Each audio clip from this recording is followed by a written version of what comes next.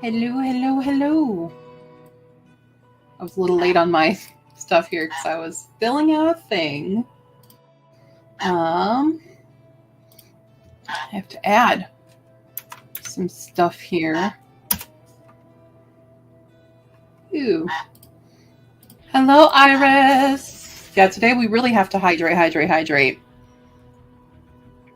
I had an incident at plasma donation this morning, so I'm a little low energy. Thanks for the Mambo almond crumbs in my hair, babe. Appreciate that. Yeah. I need to fix this real quick.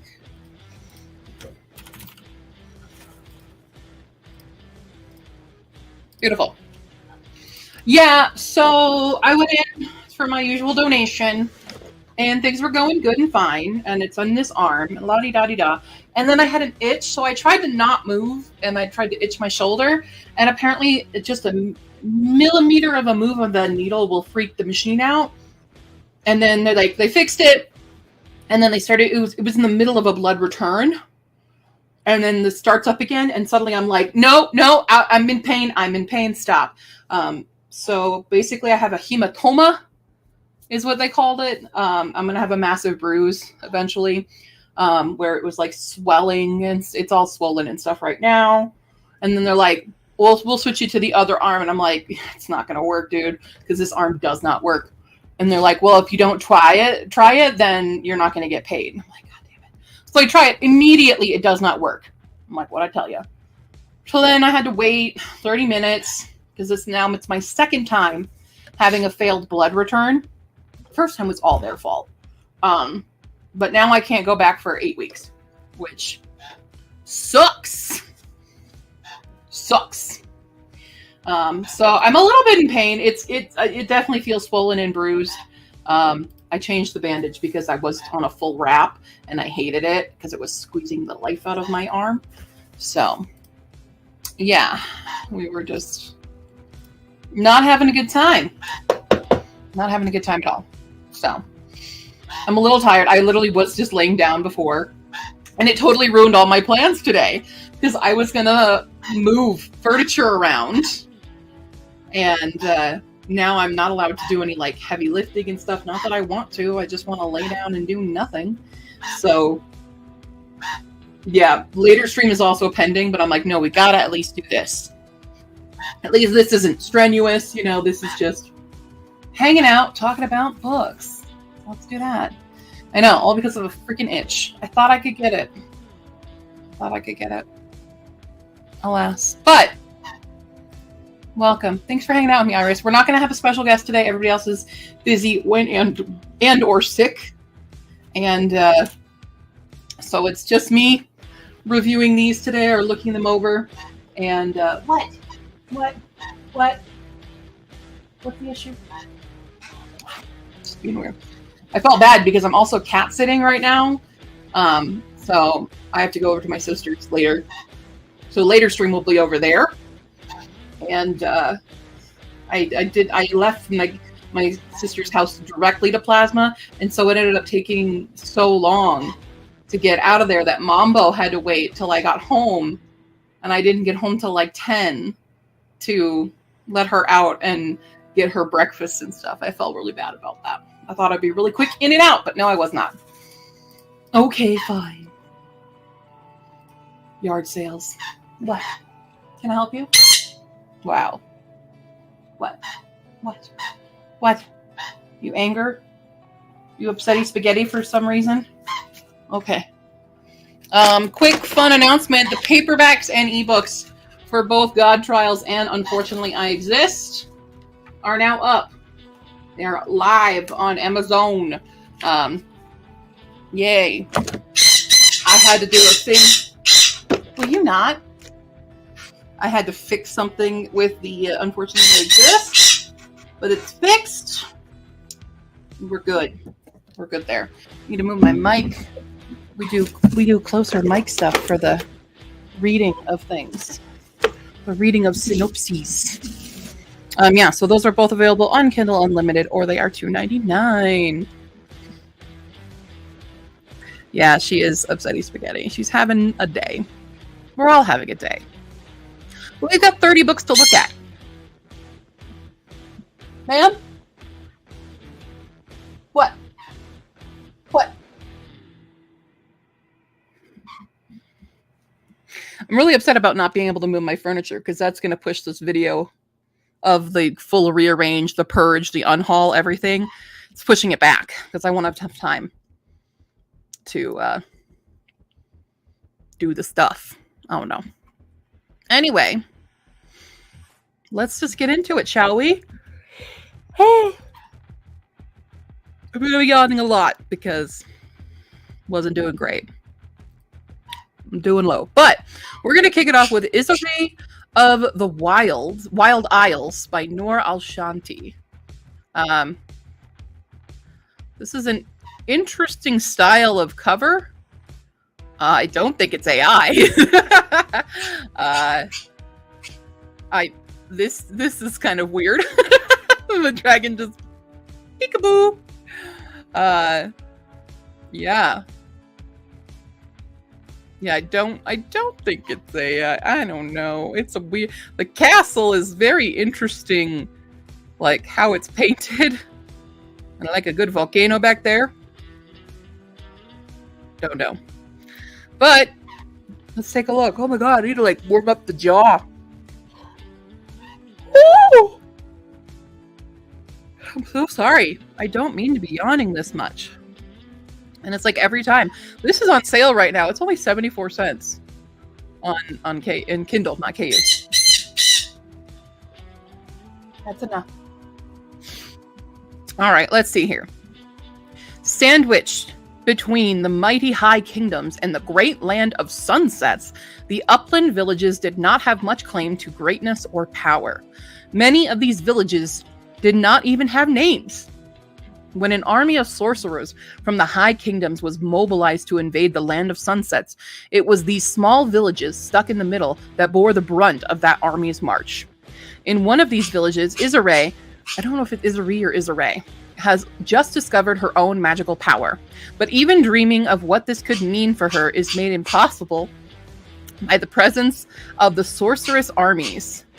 When they hear that the sorcerers have begun to forcibly take anyone with power, the village elders decide that those most likely to be taken must flee. In the blink of an eye, Isare finds herself at the head of a group of runaways, responsible for leading them to safety, with nothing to rely on except her knowledge of the nearby woods and caves, and the food that their families have lovingly packed for them. Isare and her friends must stick together and survive in a world much bigger than any of them could have imagined. A world full of wars and empires, sorcery and power, and tucked away in forgotten corners, impossible creatures of legend. All right. Isare must learn how to survive. That seems actually really cool. It's only 208 pages. And given that it's only 74 cents right now, I'm just going to do that. We're just going to do that. 74 cents. Yeah, I'm just gonna do that. Ba-boom. Ba-boom, boo, boo, boo, boo. Yeah. I think I like that. I like that a lot. I need to go back to it, though. Go back. Mm-hmm. Sorry, I had to do this so it would... I need to, like, add it to my list, though, just for my own spreadsheet later. So, I love how it starts with sandwich. Let's take a look-see. Oh, there's no reviews on it yet. Okay. And this came out in 2023. Yeah. Intéressant.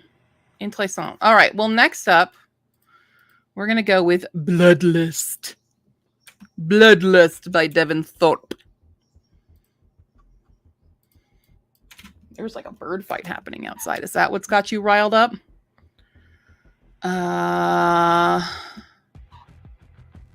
There it is. There's several bloodlusts that come up on Amazon when you search them.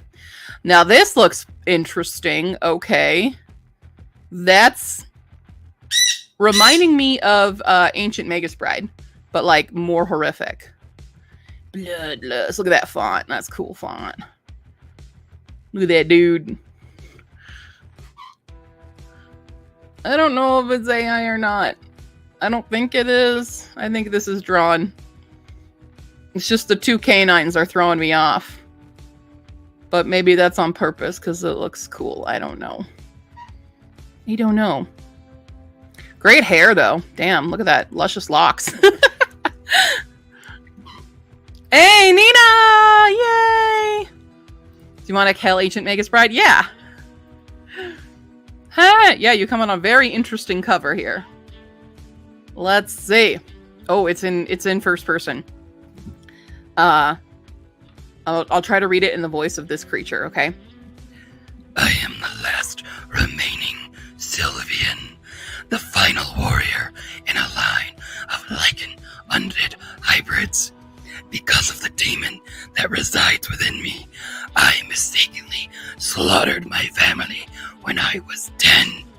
But my family is not just any ordinary family. My father was the king. I've been on the run my entire life, wanted for treason.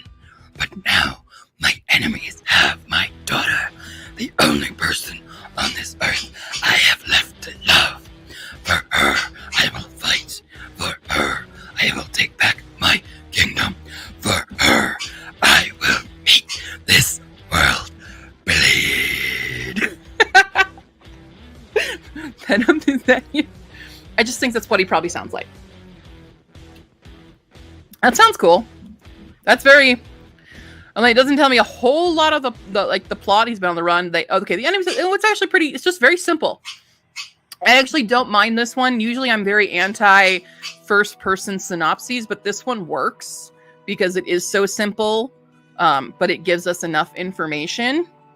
442 pages. You listen to 0 words of that. Okay, I'll read it as a normal voice. I am the last remaining Sylvian, the final warrior in the line of lichen undead hybrids. Because of the demon that resides within me, I mistakenly slaughtered my family when I was 10.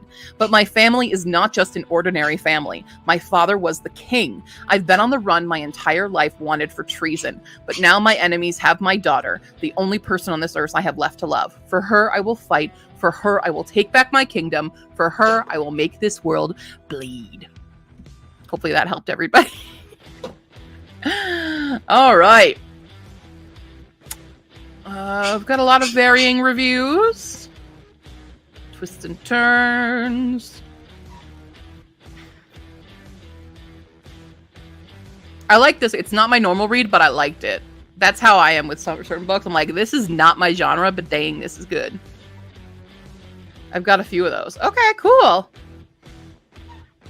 Yeah, I think we're gonna go ahead and add that. Yeah, a lot of high ratings. I think that's pretty freaking interesting. I love a good, very fantasy Liam Neeson taken, I like that kind of plot. It's a good time. God, this hurts. Oh. Every time I bend the arm, it hurts more. So it is on KU. And if you don't have KU, it is $4.99. Will It TBR. All right, let's look here. We have The Children of Never by Christian Warren Freed. I'm going to predict Peter Pan retelling. Peter Pan retelling? No. No, it's not. Never mind. It's not Peter Pan retelling. However...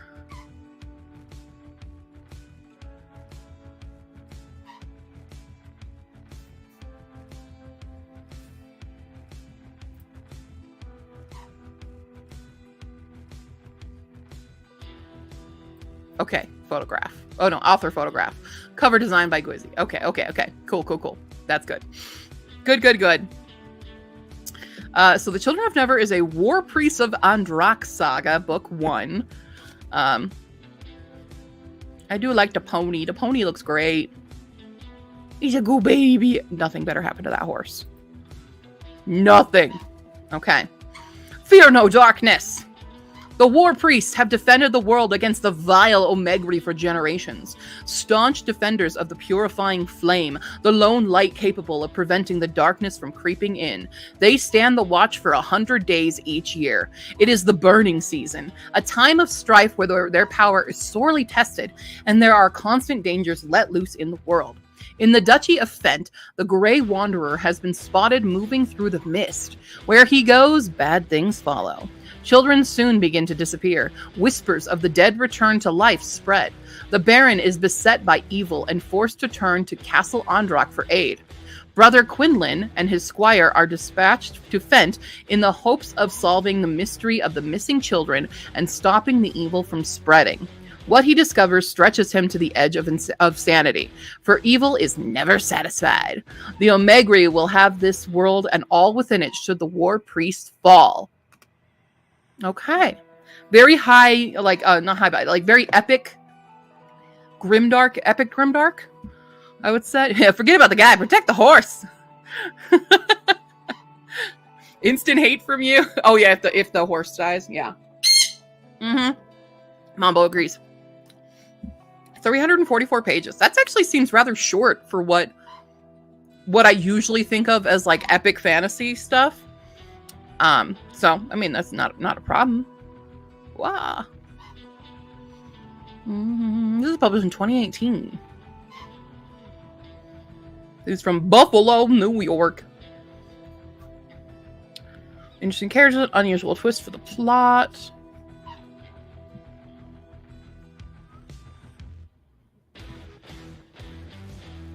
Mild, dark fantasy, mild horror. Okay.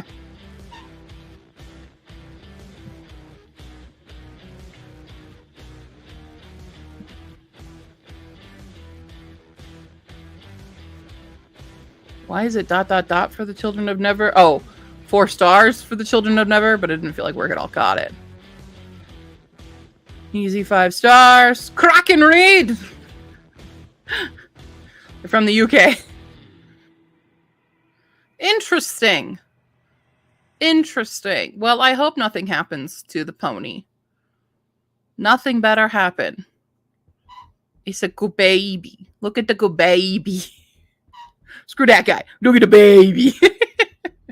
All right, I will add this. It's again, this is now normally I'm not a grimdark epic fantasy person. Like I do love epic fantasy, but when it's like uber dark, it's not my favorite thing. But this seems like it's a short enough read that it wouldn't be too strenuous to get through, and it's just very interesting. It's actually giving me a little bit of vibes. I just read She Who Became the Sun, and that's kind of epic fantasy with priests and stuff, and I'm like, okay, maybe I would like it. Yeah, the guy has armor, the horse is naked. What? Yeah. Give the horse armor. The guy is there for decoration.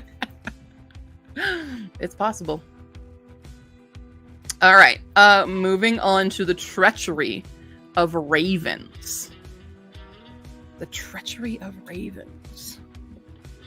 Ravens are just smart, y'all. Who was this by? Stephen D. Nichol. This one. There's a couple treachery of ravens, apparently.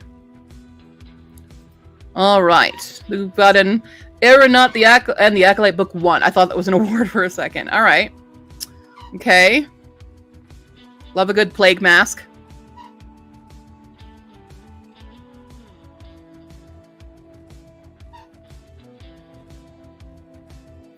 Okay. Let's just take a look here at the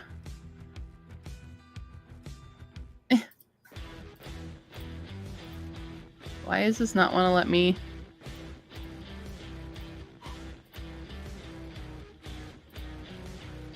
Cover design. Okay. I don't know what demonza.com is, but what is that?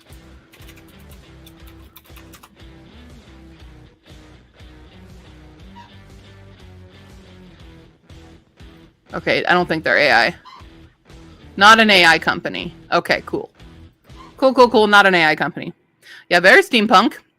Love a good steampunk. Always open to a good steampunk. I'm gonna sneeze though. At some point, or just yawn. I might just yawn. I don't know. Whoa. Okay. You done? Every time I move to open my mouth. Mamino. What's the... What? Come here. You want one? Do you want one? No, you're just gonna go to the couch. Okay, that's fine. All right. A daring robbery. Magic out of control. One last chance to do the right thing. All Meryl Gaspard has ever wanted was to fly, but a life lived on her terms means turning her back on her mother and the Liberty Bell Salon. So she lives a secret double life, dutiful daughter by day, professional thief by night. Meanwhile, for a nameless young acolyte living like a prisoner on an isolated island, using her magic to heal the sick would give meaning to all the suffering her powers have caused her. And on the dark streets of Pels, Inspector Michel Auberjon, I'm going to say Michel Auberjon, hunts an elusive thief while the greed and corruption around him tears at the fabrics of his ideals, seeking to consume his very soul.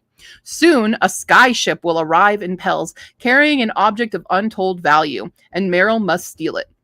But her friend, the mysterious cleric possessing forbidden magic, is under threat.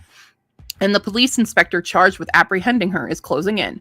Meryl must stay a step ahead and pull off a high-stakes burglary, but she can't do it alone. She needs allies, and those allies might come from some very unexpected places. Okay. I love a good heist. We've got a steampunk heist. 614 pages. Hello.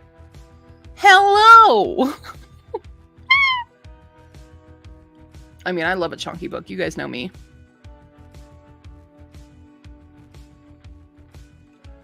Okay, we say we have strong young women. It always, I'm always a little hesitant when man writing woman. But this is a woman, clearly, who's like strong women. Okay.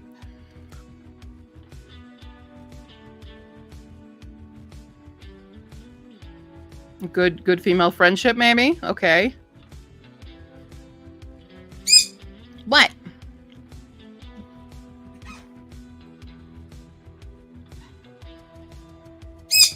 No. It might be. I don't know. I don't mind a big chunky book, though. It is on KU. Good old KU, or it's $7.99. For $15.99 for that thick of a paperback, dang, that's kind of a steal. That's kind of a steal. Lurid Lantern. Pika Pika. No. Who's it by? They came up with just like lanterns when I searched on Amazon. Okay. Hi. You want to join the class? Okay. Not the strongest cover. The black of the actual lantern gets swallowed up in the night sky here. Not AI, but I think it could use a refresh on the cover. Just because it like I couldn't even see from here. I'm like, what is that? And I'm like, oh right, because it's a lantern and a big ball of fire. So I think it could use an upgrade on it. Nothing horrible. I do like a symbolic cover like that. So yeah. Okay, this is a short synopsis. Short synopsis. She's in a mood. She is in a mood today, y'all. I'm so sorry. Are you good? Okay. After discovering that all she fights for is a lie, a young commander joins her arch nemesis to defeat her king. Sorry. And save the three realms. Kaya is a commander in the army of Refulgent. Her mission is to defend Hikari, the light realm, and defeat the Soul Smite army of Kurai, the dark realm. Yet Kaya has a secret, and her world unravels on a chance meeting with the king of Kurai, where she discovers a love that may have fractured the realms. Here's my issue. I have an issue. Hikari and Kurai are Japanese words that mean light and dark. It's called Subaru's End. So there's some Japanese influence. This is not a Japanese name. This is not a Japanese author. So I'm a little hesitant. As someone who fluently speaks Japanese and lived there, I have hesitations. It might be good. It might be someone who also understands Japanese. Let's see. It says multilingual.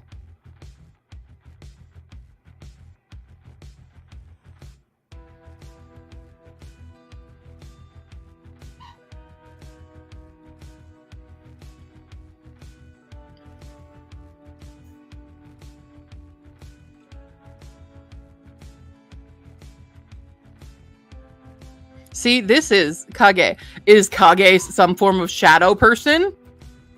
Because Kage means shadow. But why do we have this name that doesn't fit with the rest? Drawn to the darkness that is Kage. Yeah, okay. Hello.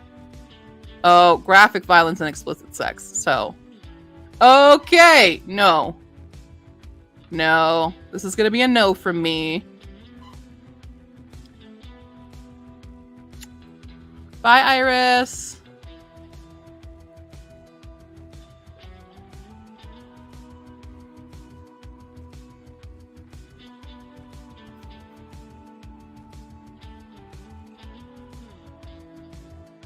Yeah, so this is a super spicy read, apparently. So that's not for me. Yeah.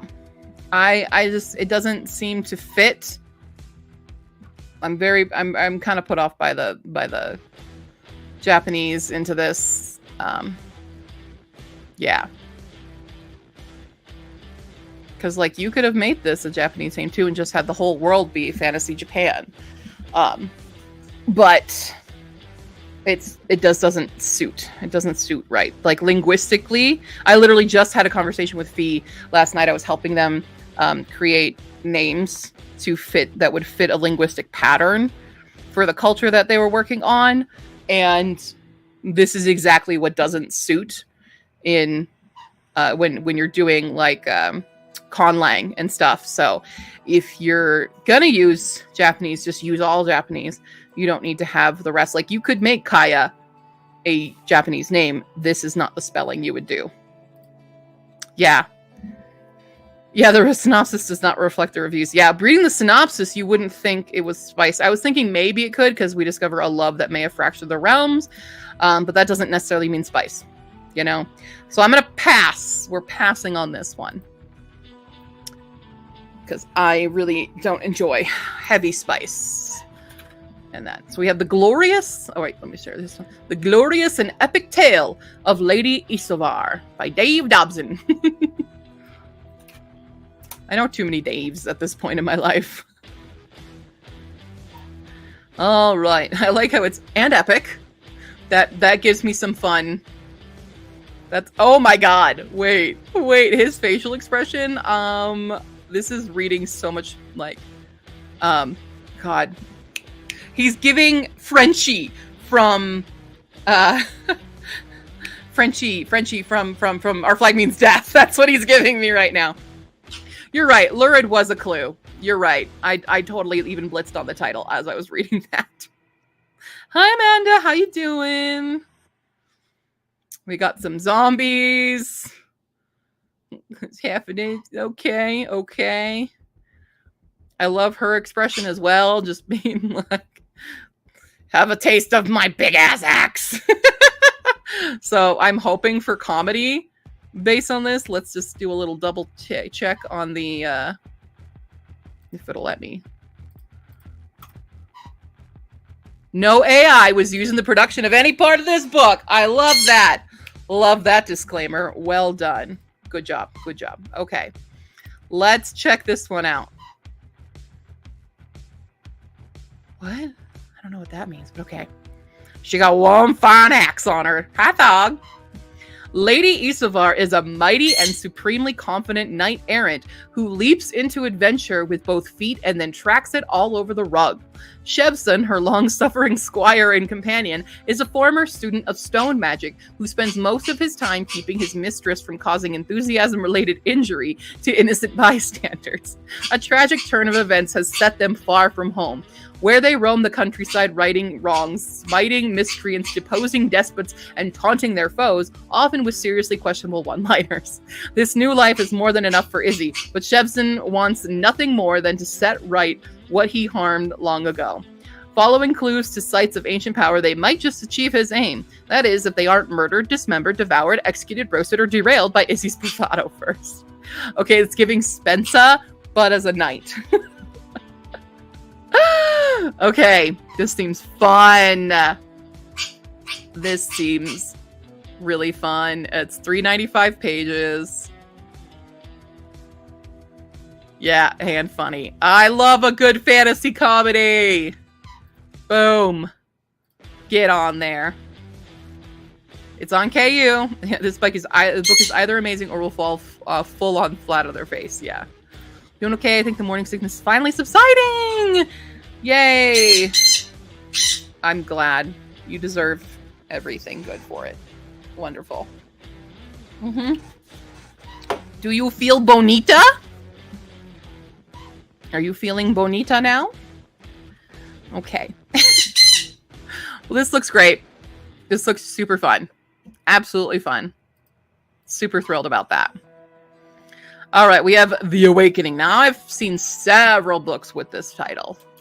Mitchell Hill. So I'm going to have to put that in. Oh, no. Work, computer. Do you want to actually work? Mitchell Hill. Many a book, I know.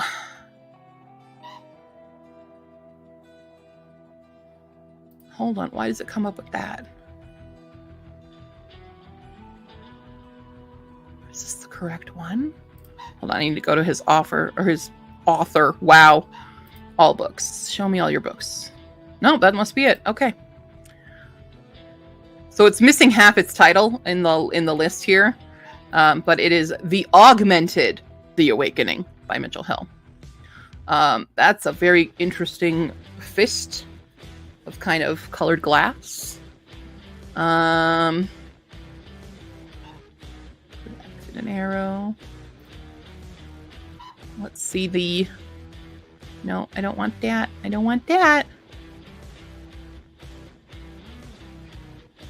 Cover designer. Okay, cool.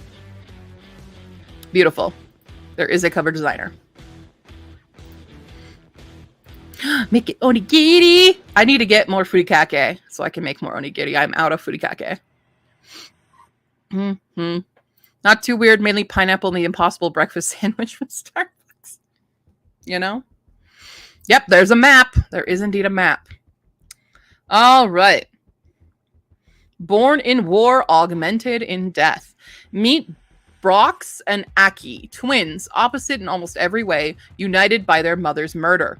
Born during the sacking of their town, their father only just managed to get them out alive.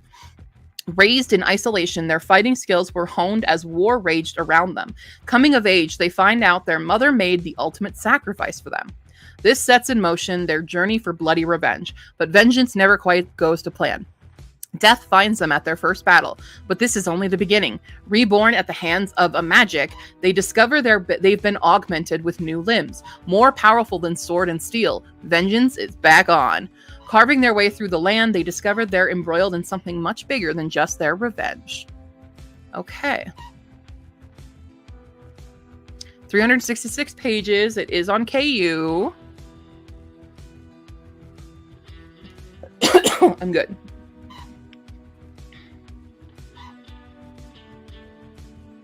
Family bonds.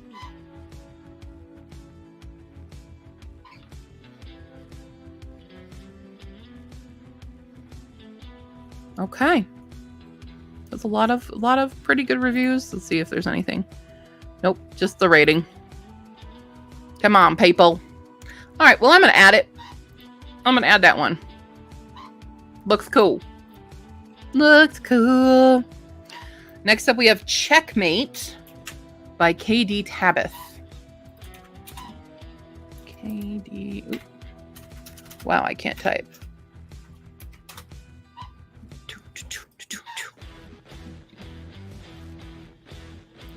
Okay. Look at that. Look at us holding hands. Hello, sir. Okay, interesting. She reminds me of the adult woman, not the kid, in Waterworld with that hair. If you know what I'm talking about. And he's blonde Henry Cavill. Is it AI, though? I don't know if it is AI or not. I don't know if it is. Cover art. Nice. Lovely. Lovely. I don't have my usual crew who can easily go, nope, not AI. I don't know the confines of what AI can do. Now, I am immediately put off a little bit just because he is so bare-chested. I don't tend to like hot people on covers of books, so that's a personal preference. What? What? Yeah? Mm-hmm. Okay. Would you betray your kingdom for your soulmate? Shapeshifter, Theodore Hunter Wolfborn. Gee, I wonder what he is. Must conquer the kingdom of Siachi to prove his worth. To do so, he kidnaps a man known for his strategic genius. Wait a second. Is this gay? No, it's not. Wait, maybe? What? Hold on. Okay. A champion in the much revered and ancient game of dominance and submission. Sessi. A man who will help Theo secure a clean, bloodless victory. Only Theo has kidnapped the wrong person.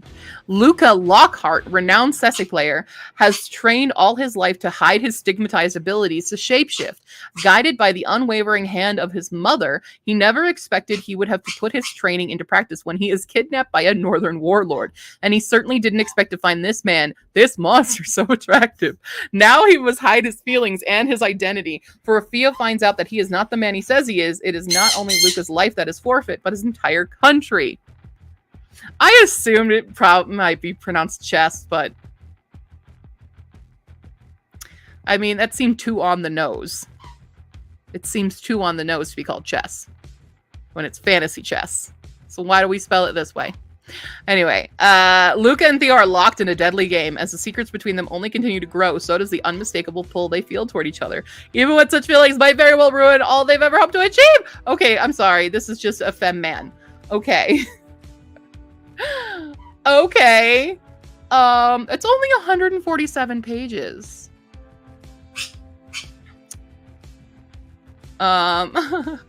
Katie Tab writes books about angry men who turn into wolves.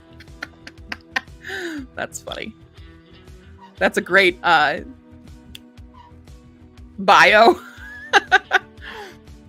Wow. The only problem is I don't like that it's that short because I want the gay to last longer. We're adding that though. You know, I want it. It feels like 147 feels too fast for people to fall in love for me in a book. That's a personal preference. I love more slow burn stuff. I hope it's not insta love, but with how short it is, it might be. It's not a book, it's a brochure. They might both be werewolves. I don't know.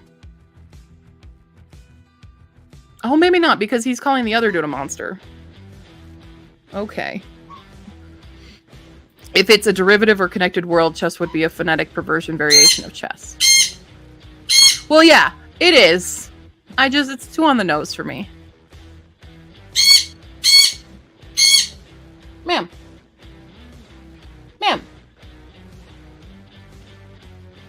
Also, just based on linguistically speaking.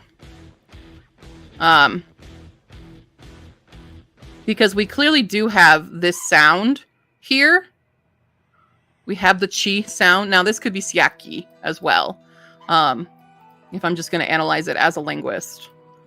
This, yeah, like, yes, it could be chess. It could also not be.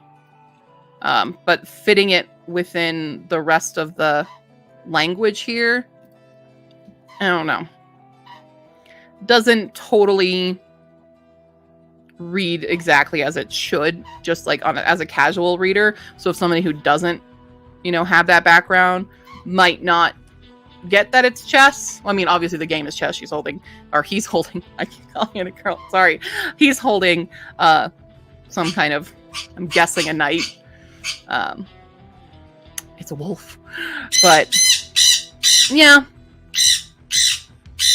So you'd have it pronounced more like sassy than chess with your limited English. Exactly. Reads Greco-Italian. The guy on the cover is holding a knight. I don't think it was a good idea to mention it in the blurb where it can be explained, though. Yeah. I mean, it's holding some kind of... Because it's a different... Would you stop? It's a different game, technically. So what's the wolf? Because it's a wolf. It's not a horse. So it's not a true chess knight. But it could easily be the same piece. You don't know until you read it, I guess.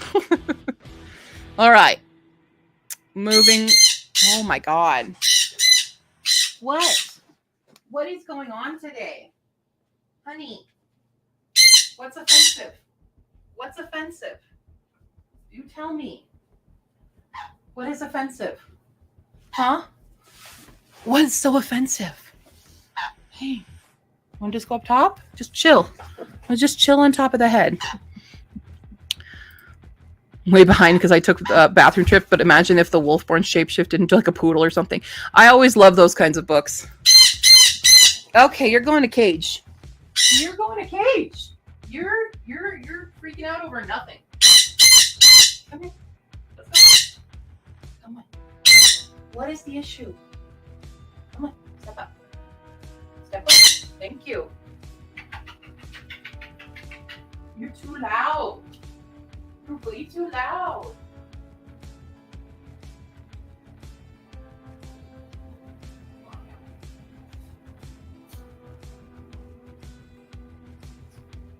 Too much.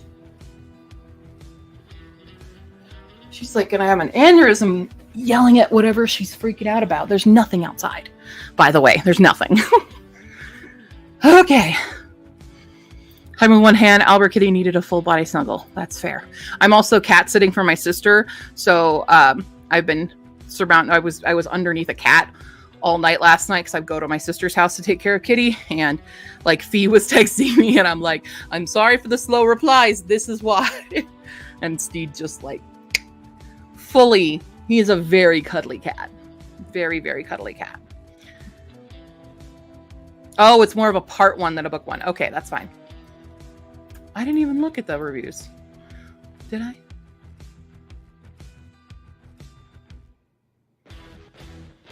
It's beginning to a new series. Okay. Okay. That's fine then. I hope more is to come then. Crimson Spellscape. Okay, now this does fall under the category of very standard cover that I definitely think has at least AI background.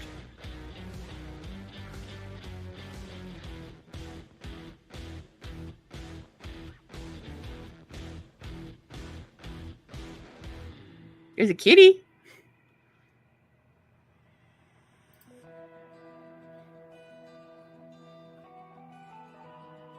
Okay, it does have a cover designer. MB Mibble Art.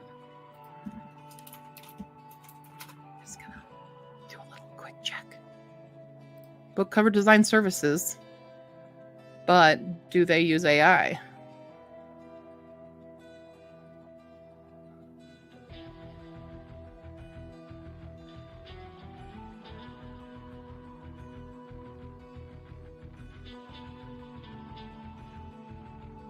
Maybe not.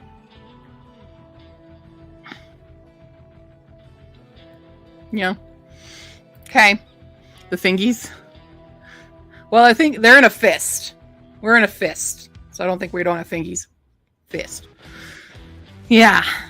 Cat is the only good thing. It does have, like, I'm more okay with the person on the cover because they're not facing me. But it is a very like standard self-pub cover.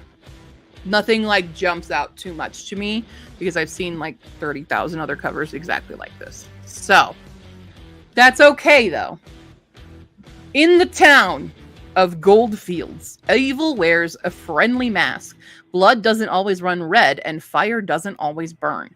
8-year-old Inna McLeod witnessed a nightmare that shattered her innocence and left her with supernatural abilities. For years, she uses these gifts in service of law enforcement, spying on the dregs of the supernatural community. But when her partner and mentor falls in the line of duty, Inna's only wish is to retreat to the country and the solace of beautiful sunsets.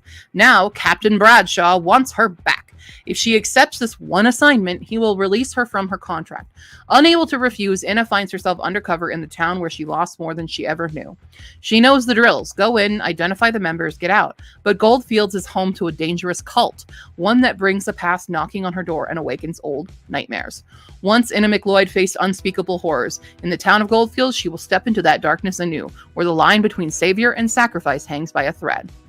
197 pages, pretty quick read.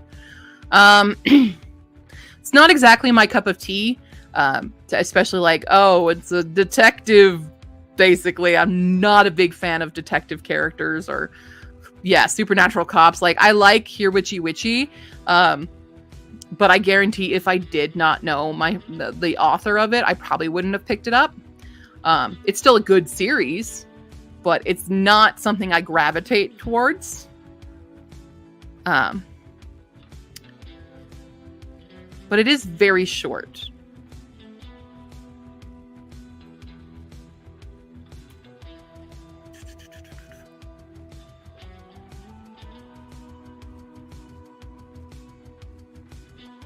I'm just not a detective type person. Hello, Camilla. You're so... Yeah, it's just, I don't think this one is particularly for me. I don't think I would get a ton out of reading it. I think it definitely has an audience, but I don't think I'm part of that audience. So I'm going to say no on that one. All right. Moving to However Many Must Die by Phil Williams.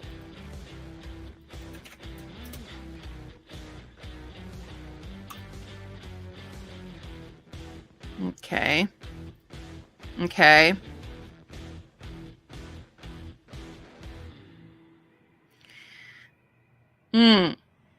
Wait, why are there like dino bones?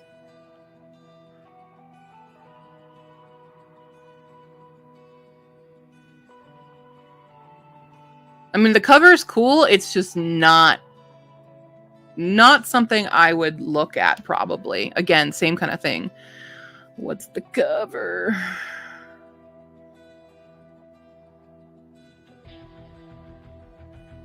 Okay, there is cover artist. Okay. Barney would never? What? What? Okay.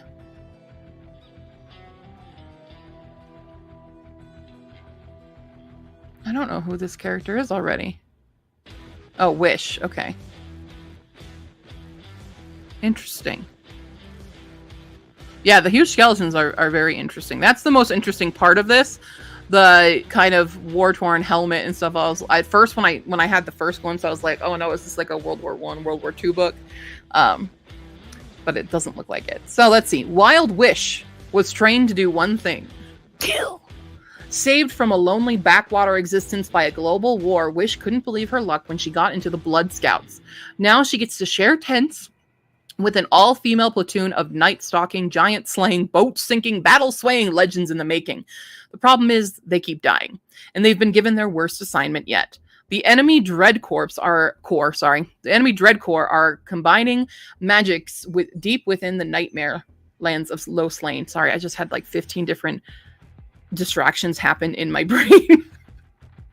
The enemy Dread Corps are combining magics deep within the nightmare lands of Low Slain to unleash a weapon that could sway the entire war. It's up to the Blood Scouts to stop them, with a journey that gets more dangerous with every step. Far behind enemy lines, death hangs in the air. Monsters lurk around every corner. Are Wish's skills and positive attitude enough to keep her Blood Scouts alive, or will the cost of survival finally break her? Okay, dark military fantasy. Now that's the thing. Military stuff, not my thing. 534 pages. A little nervous that it's an all-female troop written by a man. But he's a teacher of advanced English, so that gives me better hope.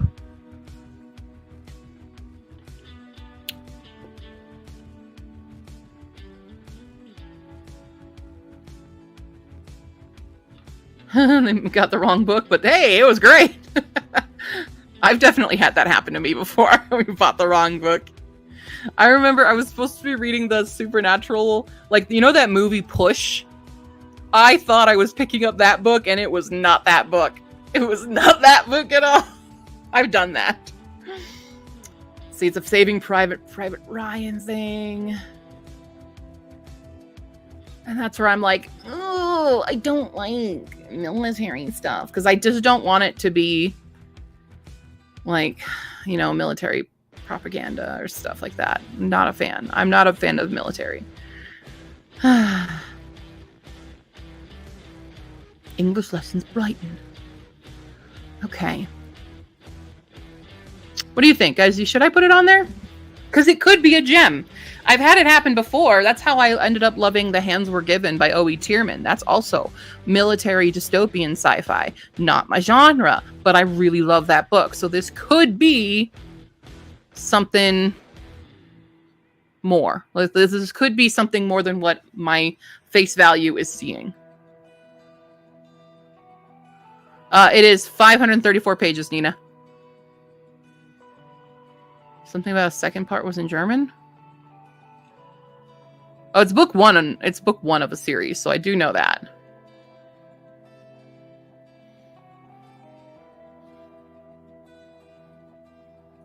I mean, he already has Mark Lawrence reading it, and he's the guy who runs SPFBOX. The author who runs SPFBOX. But I don't think that's going to give him an advantage at all, because Mark Lawrence is not the one reviewing the book.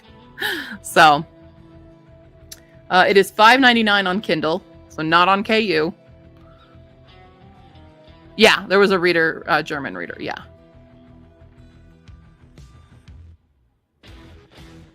Guter Start, schon Ideen, bin auf den zweiten Teil gespannt. Good start, great ideas, looking forward to the second part, yep.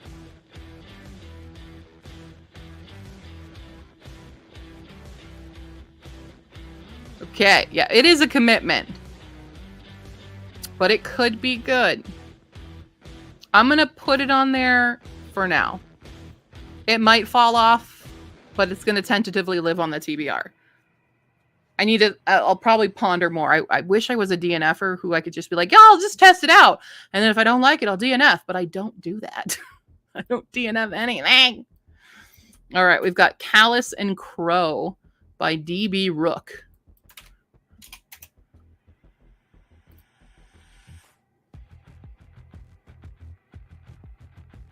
There we go. Okay. Look at the babies. Look at the birdies. And an octopus.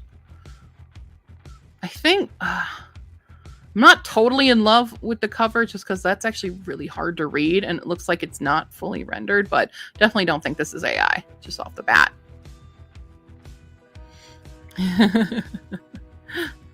Hello, welcome in. Okay, let me know if you DNF it. I'll probably like it. That's true. We have very opposing tastes. Yeah, I know. Rook is another word for crow, so that's definitely probably a pen name. Yeah. The sign is setting me off because it doesn't look great. The rest of it, I love the art of the crows and the octopus here. That looks fantastic. Love the font here. It's just this part that I'm like, I can't read it. Okay. I don't like when people do this. They put the praise for it first. Put this first. I don't care what other people say most of the time. It is grimdark, though, and we do know that I'm not a huge fan of grimdark. So, is redemption enough to amend a wayward world? Morality and reality have shifted from their natural axis. Technology and ideology derive from the remnants of a world long dead and segregated by the monsters that now rule the seas. Crow, a young ranch hand, is swept into an odyssey of redemption and revenge as he strives to hold back the ravages of fate and the urges born of a curse shared with his new mentor. Callus, an exile, I cannot read apparently, an exile struggling to find redemption whilst keeping his vampiric curse from tainting his new ward, pursues his prey across the sea. The new world they discover reveals a tyrannical society fixated on their council's ascension to godhood. Okay, 312 pages. It is on KU.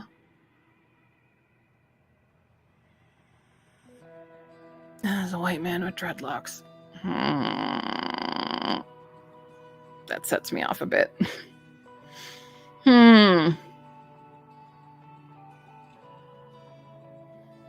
Tumbleweeds. We need more tumbleweeds. Vampire Weird Western.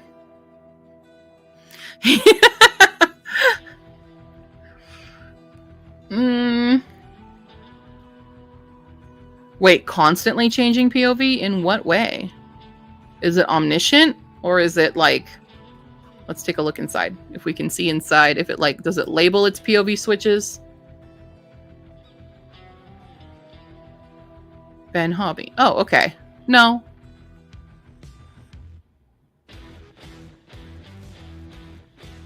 It labels. Okay, no, it labels who it is. It is just rapid fire, which is fine. I thought it was one of those... I've read so many people who attempt to do omniscient and they do not do it well. So, that was a moment. Tumbleweeds are not native to American West. They originate from Russia. Dang it, Russia! There's too many of them here in Colorado.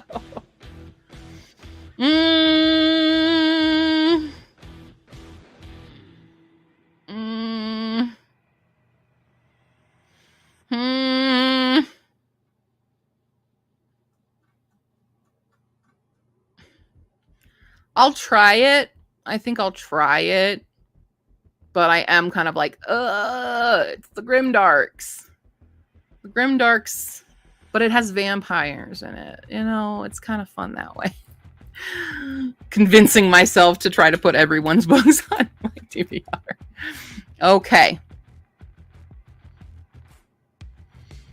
What? That's crazy. No. No. Dang. That is a fun fact. It's so American that all of our staples of American culture are not actually from here. Yup. Let me tell you about apple pie next. The vampire's really a good thing in it. So far, that we know. Ugh, my phone's going off, but it's charging because I forgot to bring my Mary Stevenson Sue. Oh, it is this one. I was reading the wrong name on it. Okay. My dyslexia was like, no. That's a no from me. And you grew up in Washington. Yep.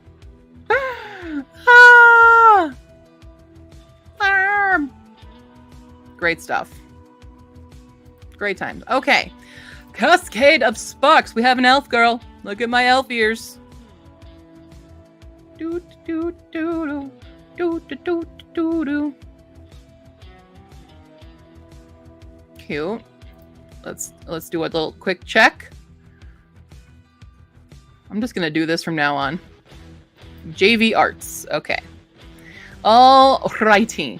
Elves, magic, and trouble of imperial proportions. Born with the ability to see magic, Zarya, hides her gifts in an attempt to fit in with her elven community. It's easier to focus on school and go with the flow. She's not one to speak up, especially not for the new elf from the Imperial Center, who is as infuriating as he is handsome. Joven is new to the valley, and he's never quite fit in. His ambitions are bigger than life in a small town, and he'll do what it takes to go after them. Never one to hold back, he calls Zarya out on her refusal to stand up for the truth, and sparks fly. When Joven finds himself framed for a crime he didn't commit, only Zarya's unique gift can save him. They'll have to work together to clear his name. Will Zarya risk everything to save Joven, or will she leave him at the mercy of his accusers? Ear bothers you. It's in the slightly wrong place, but otherwise very pretty. Yeah. Is it? Yeah, it's a bit too forward. I think it's a bit...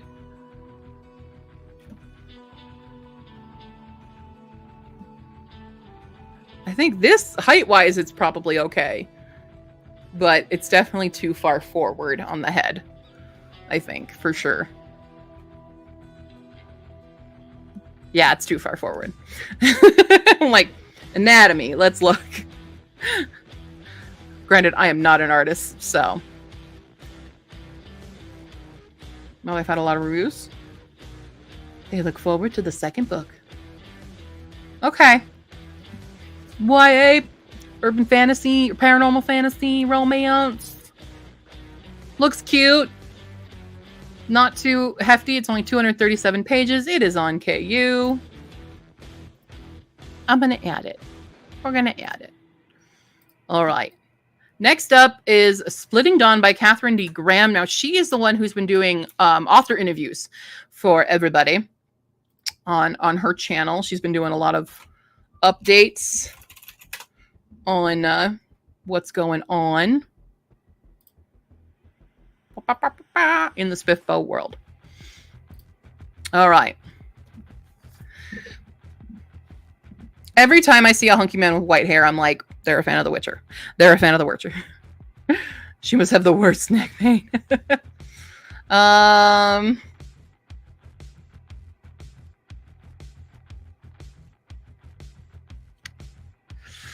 Mildly concerning fingers.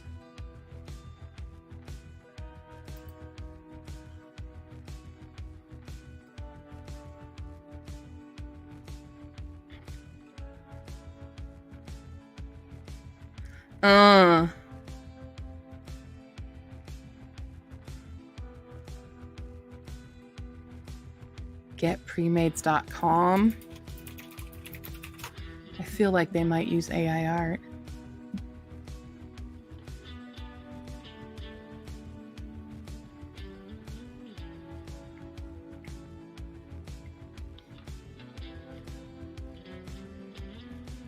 Royalty-free stock photos that they use. I don't know if those stock photos are AI or not, but that his hand in particular there, I'm trying to find his other fingers.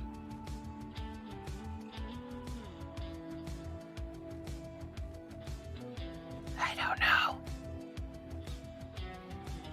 And the non-sync with the heads. What do you mean non-sync? I don't know. I can't totally verify this. I'm looking at the background as well.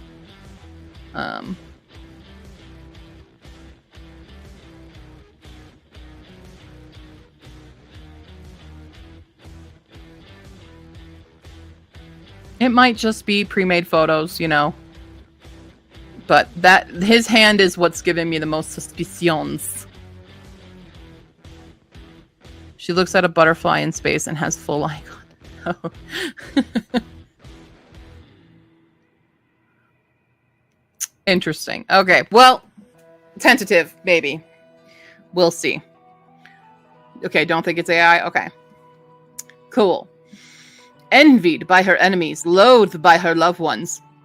Well, they're not your loved ones if they loathe you. Frantically seeking freedom for herself, a reluctant royal. Princess Kiera never wanted to rule. Inheriting a doomed kingdom besieged by demons holds no charm for her, nor does the arranged marriage her mother has set in place to shackle her to the throne. All she longs for is freedom, and something she's forgotten that waits beyond the safety of the castle walls. Enemies or lovers. Running away from home on the eve of her wedding feels like the best decision Kira has ever made, until she lands in Demon King Draco's all too eager arms. The hated nemesis of her people and the reason behind the death of so many loved ones awakens something dark in Kira's mind, heart, and soul. Is she who she thinks he is? Oh my god. Is she who she thinks she is? Is he truly her enemy at all? Salvation or damnation? In the midst of a world veiled by secrets and deceit, Kiera must navigate between humans, demons, vampire elves, oracles, and even gods and goddesses, if she is to survive. When all roads lead to home, though, she is forced to face the one decision she dreads most. Fine. Which path will save her, and does she even want to be saved? 232 pages. It is 99 cents on Kindle.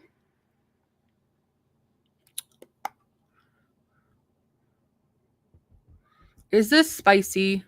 I feel like this might be spicy.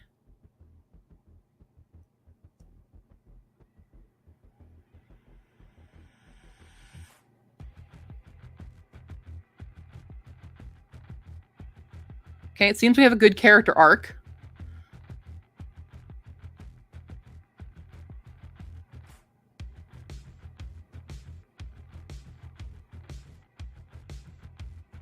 Wait, and her love interests? How many are there?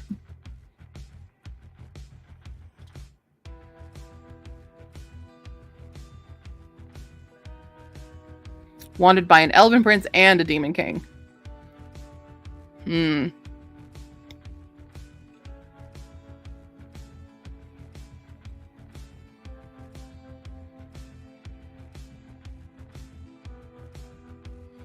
Yeah, is it a love triangle?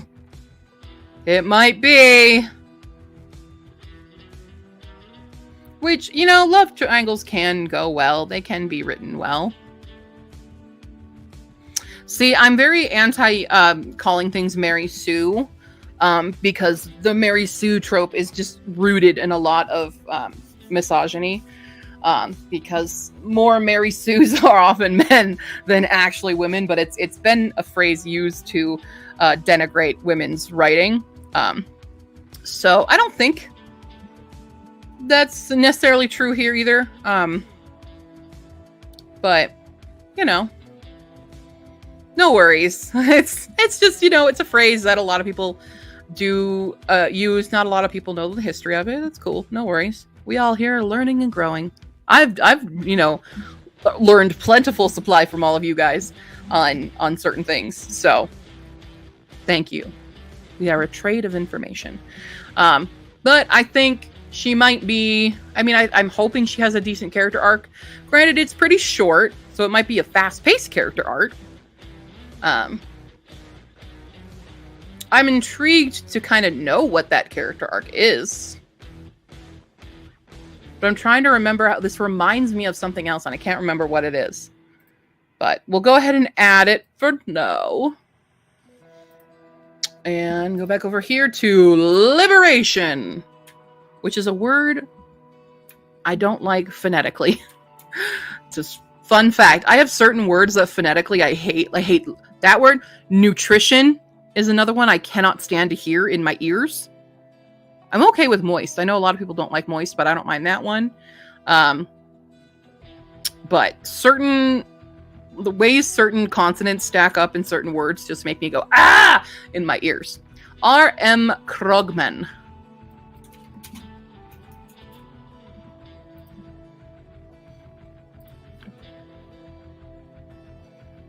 Okay. I'll call it Gary Stu like anything Nocturus. Long before I call him Mary Stu. Yeah, Gary Stu, Mary Sue. Yeah. Okay, interesting.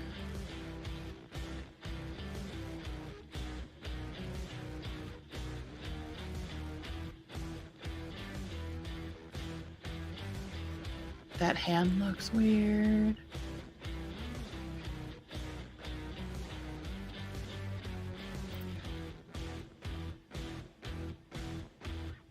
Show me.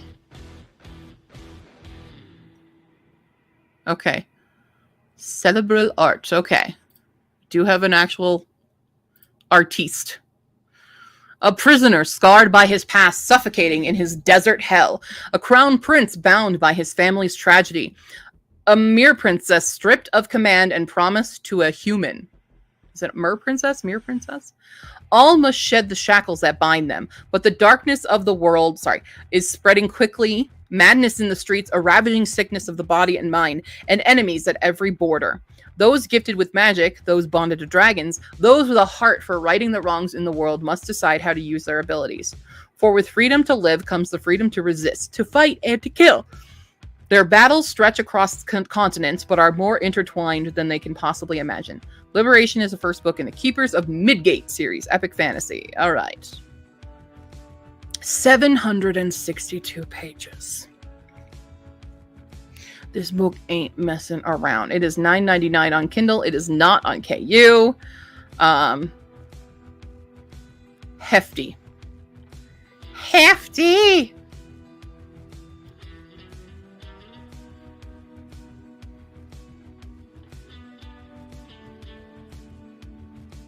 Oh, it must be Mermaids, the Mirror. And wyverns. Correctly using wyverns. Probably, in theory.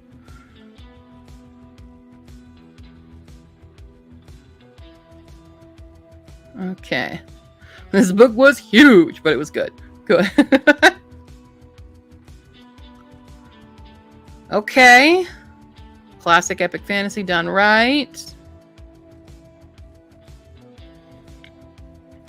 I wish I could read reviews for those who gave it only that. Like, come on. Give me the tea. It's very interesting. I'm only a little concerned by some aspects. Especially this, like... I've forgotten all words all of a sudden. The clothing style on these types of people. It is fantasy, but I'm a little... Yeah, there's like a camel there. A little concerned that way. With the author.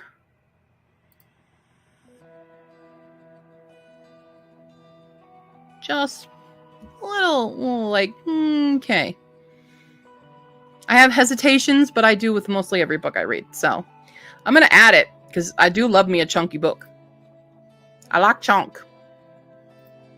Chunky chunk. All right. We're almost halfway, I think. We're getting halfway. Black Dot White is our next one. JPS Marinho.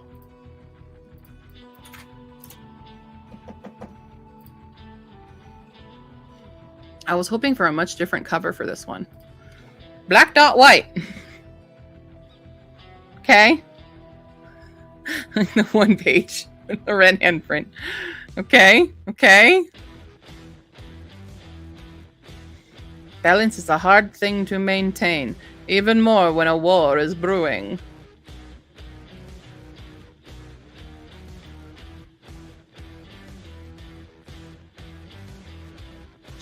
There's a map.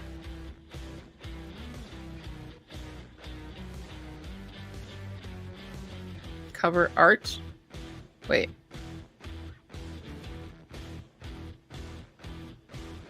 Oh, there's just missing a spade. Cover art by Mushfiq AK. Okay. Okay. Well, let's see here. As I scratch my back, because I'm itchy. Balance is a hard thing to maintain, even more when a war is brewing. The two continents used to be one until the almighty Grey Sui separated them and forbidden yin and yang from meddling with mortal affairs. I think this should just be forbid yin and yang from meddling with mortal affairs. And for 3,000 years, the sacred books of the two gods have been kept hidden by their orders. Sam, a thatcher who thinks that the life he lives must not be all that is destined for him, finds the incomplete Book of Yang. At the cost of his mother's life, he manages to escape his pursuers and sets on a quest to try to find the Temple of the Order of Yang. Lakshbo, wielder of the Book of Yin and a gladiator fighting for the everlasting glory in an eternal battle, finds himself climbing the power ladder in the northern city of Barverm. through a series of chance events that entangle him in a web of the royal family's own political games, which he is not sure he wants to be in. Both try to cope with their newly found power while managing the threats around them, but they have to be careful for their sacred books can take them down the same path that led to the breaking of the continent. Yeah, forbade. You're right. And forbade yin and yang. That's a little like, okay. I'm also concerned for using like yin and yang are not Western, concepts. I get nervous. I get nervous when it is not your culture.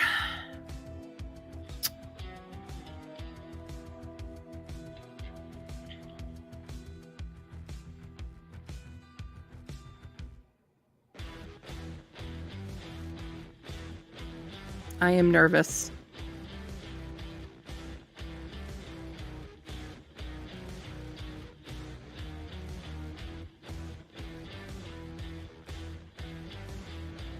Like, we could have just called it something else. We could have done that.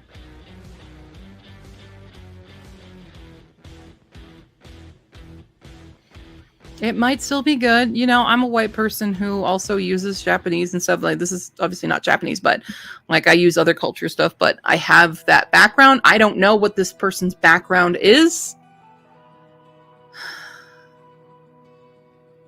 There's a lot of these books today that I'm very nervous about people, appropriating other cultures. And it makes me very, very nervous. It's 321 pages. Oh, it does. What was the one that had that? I forget which one it was. That's not good. Don't like that. I'm gonna add it in the hopes that I'm wrong. I keep having these bad feelings, but ignoring them completely. I'm giving the benefit of the doubt. Iridesce by Cordia Pearson.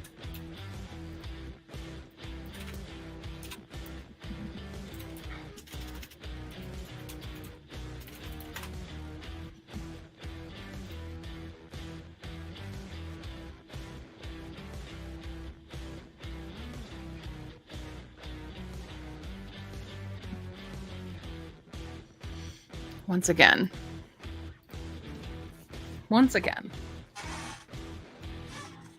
Okay, let's see. Two fathers. Oh, actually, no, I didn't even look at the cover yet.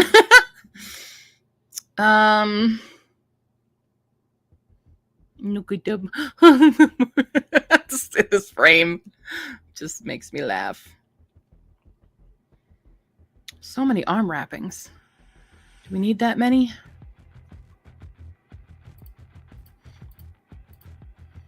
Got a map. Wait. Oh.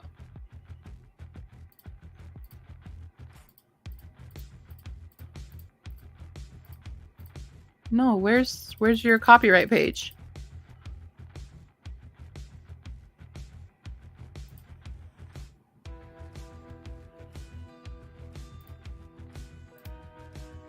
Did I skip it? I see no copyright page. That's...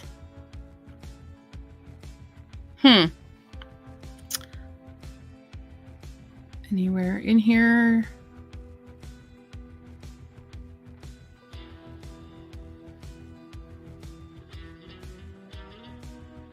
Who did the art?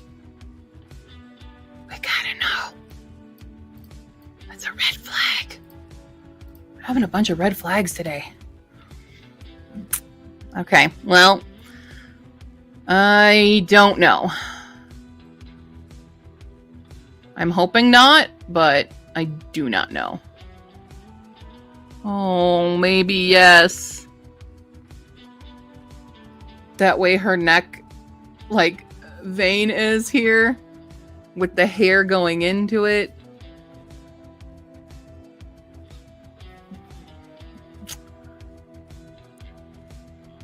Looking at texture. I was also told to look at textures of fabric.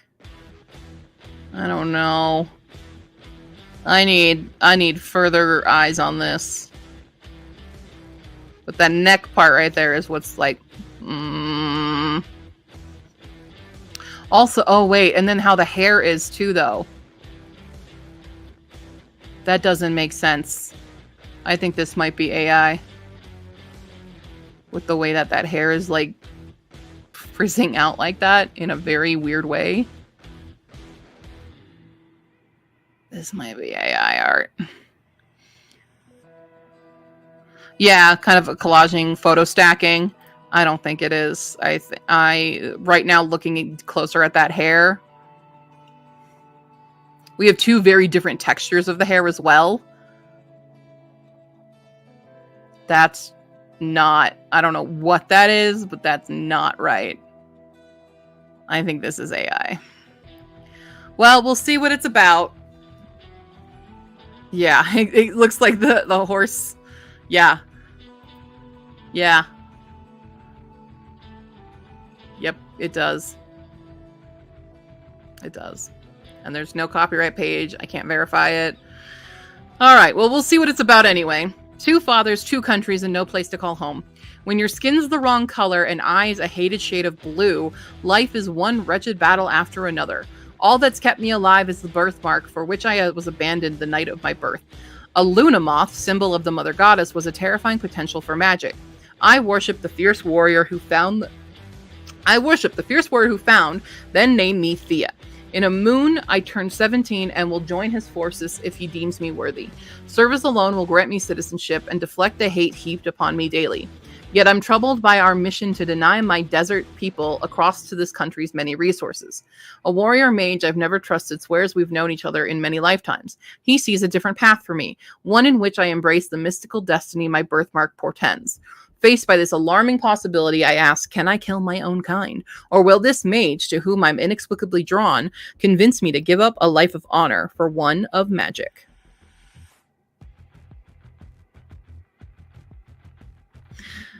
Yeah, probably not. 478 pages. I think a lot of this is AI. This just looks slapdash. Okay, that's a different horse. I'm nervous because I believe that is a white woman writing this. And like, whenever you're like, oh, our hated blue eyes, it feels almost superficial of like, here's how I think racism is and not what it is. Yeah.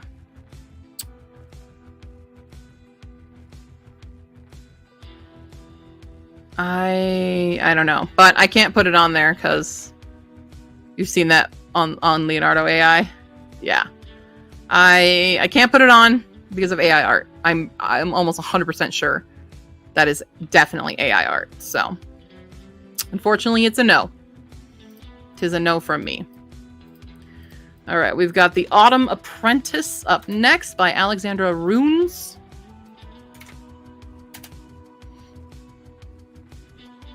It's a horse story. Everyone says it's for horse lovers. Now, this cover looks very interesting to me.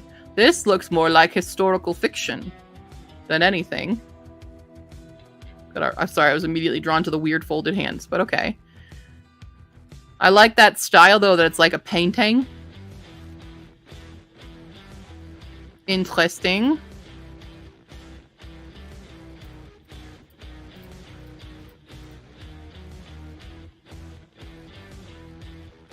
Oh, images. Cover design. Okay, she did her own cover. Interesting. God, sorry. I'm in pain today, guys. For those of you who don't know, because you came in a little later, I did a plasma donation that went wrong today, and I'm in pain now from it. Fun times. Okay.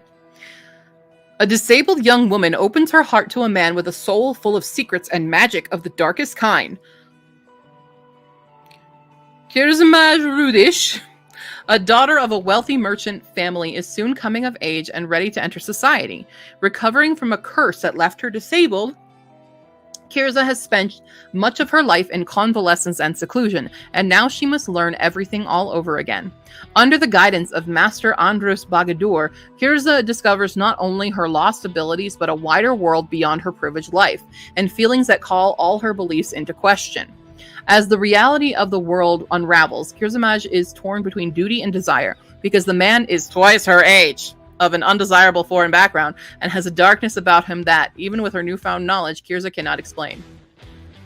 I don't like an age gap! I don't want an age gap! That's twice her age? No! I was excited for disabled protagonist. And then it gave me age gap. No. Yeah, I can't. I'm sorry. That's too big an age gap. That's too big an age gap for me. If I free you, will you chill out? 1 second.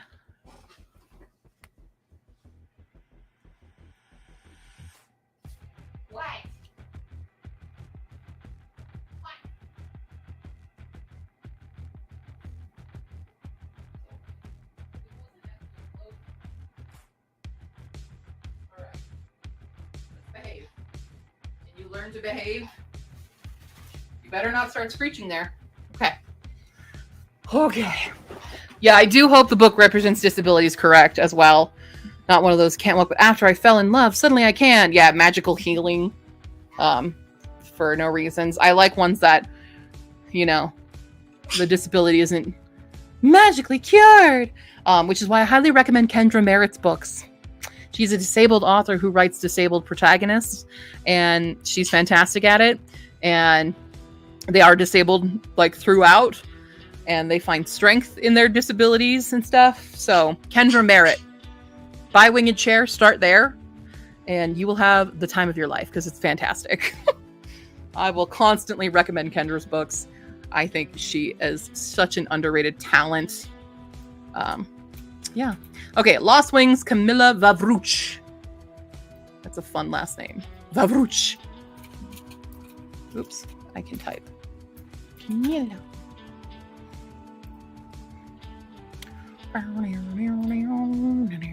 Okay, The Lost Wings. I don't think this is AI. I like the wingies. Those look very cool. I like that design. Who did it? Who did the design? Camilla did it! Wonderful. She did her own stuff. Truly self-pub. I do not have that talent. That's pretty dope. Pretty dope. A lost princess, a mermaid looking to prove herself, a dragon with peculiar tastes, the start of an adventure. Crown Princess Moira of the Air Country of Aurora is known as the Unwilling Princess, the one who doesn't want to rule. A chaotic dinner with foreign dignitaries turns into a furious fight with her mother, and the night ends in catastrophe. When Moira loses her wings and nearly drowns in the stormy ocean, a woman who should be her enemy rescues her.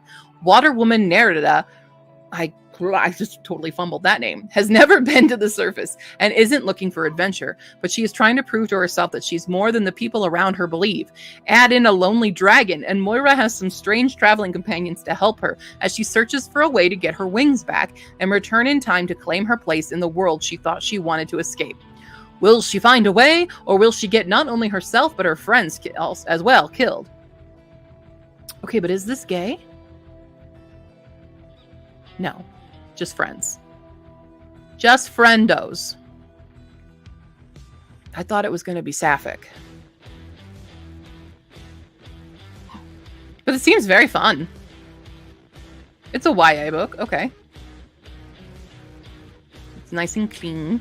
It does say clean fantasy. Cool. It is $2.99 on Kindle. Yeah, we're going to add that. Oh, is this like already? Oh boy. Yeah, that's a pretty color. I'm quite blue there right now. Great stuff. Great stuff. Okay. That was an easy pick. We've got The Light Must Hold by Chris Gallum.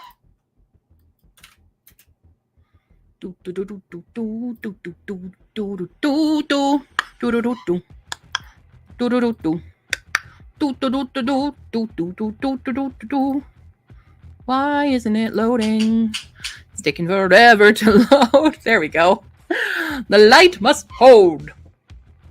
Let's look. That.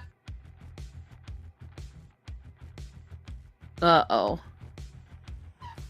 Uh-oh. Uh-oh. Spaghetti-o.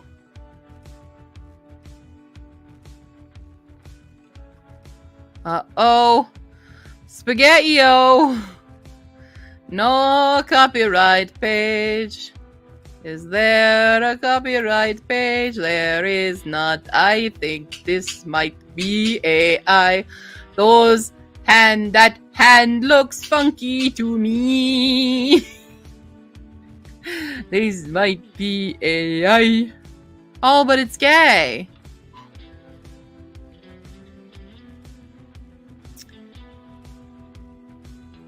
Is it AI? I think it might be. Let's look at the background. Oh, it looks like a pre-made cover page? Okay. But is it one of those pre-mades that uses AI stuff? Because that... I don't even know what that is, because that's clearly not human. So that might be on purpose.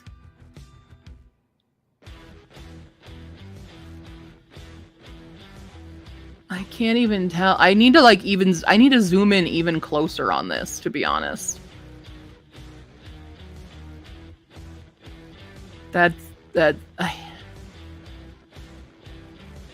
It was 2023, so doesn't live in its favor right now.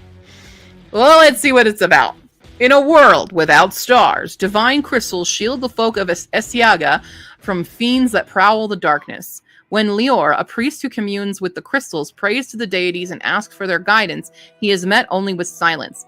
Guidance is something he yearns for as he watches his convent brothers either fall to creatures that lurk in the shadows or lose their minds trying to harness the power of the crystal's light.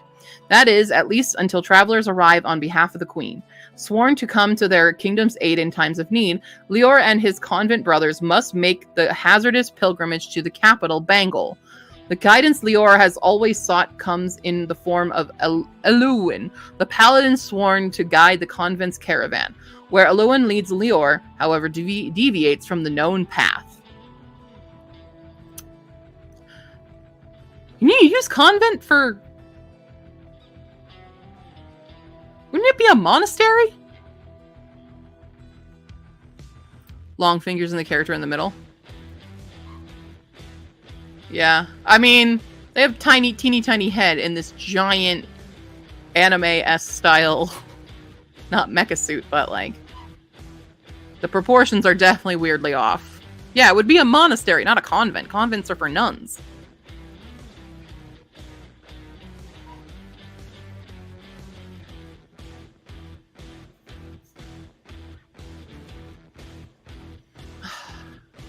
I really think that's very AI. I think it is.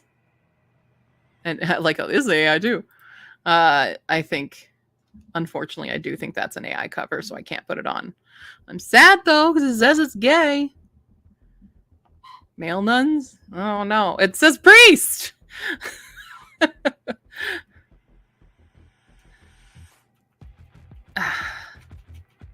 I guess monastery would be monks, not priest. I don't know. I'm not fully involved in that. Either way, I can't put it on because I do think this is a highly AI-generated cover. There's nothing to verify that.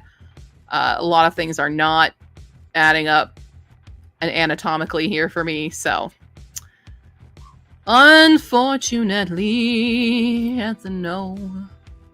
'Tis a no-no. Blood of the Hunted by Mark R. I can't talk. I think I'm hungry too. I need to eat something at some point.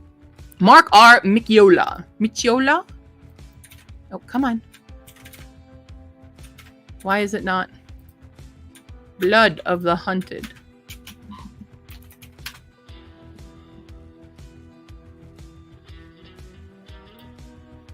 I spelled the wrong mark.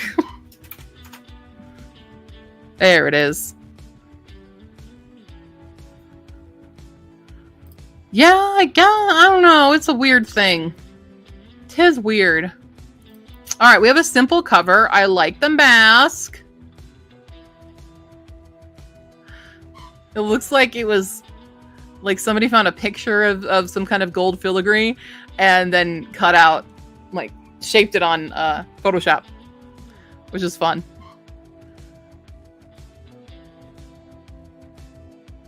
Although I don't know about that background. No credit.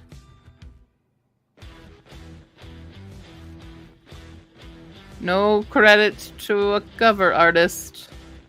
I'm just concerned about the background image. I don't think this is AI. I think the background image might be. I don't know. 699 pages I just saw.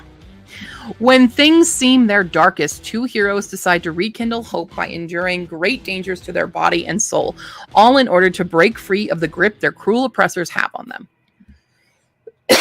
I'm fine. Blood of the Hunted is a tale of a group of rebels made up of mythological races striving to create a world where their people can live equal and free. Waylon, leader of the rebel group known as the Resistance, his best friend Olwen, and their allies fight for better lives for Toraine, but their morale is lower than ever before. Their enemies, which include vile human monarchs, their soldiers, and a mass witch assassin known only as the Dove, continue to tighten their terrible grip on a people they believe are creatures born of the godly evil. After a desperate move to form an alliance with a neighboring nation that has worked towards equality between Toraine and humans, the resistance begins to gain traction for the first time. Waylon, Olwen, and their allies look to spread their rebellion from their country to 4 others, hoping to weaken them before an all-out war is waged to liberate the Toraine who live there. What follows is a precarious storm full of horrifying violence, impressive resilience, fierce loyalty, and inspiring camaraderie that will have you jumping back and forth from tears to smiles from chapter to chapter. Okay. Looks like Notre Dame. Is it just like a... It might be a rendition of Notre Dame? Who knows? I don't know.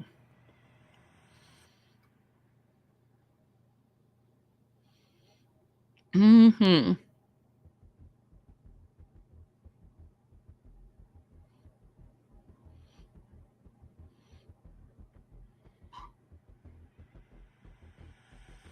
Few gripes, however, is that the book was too long, had too many points of view. Okay.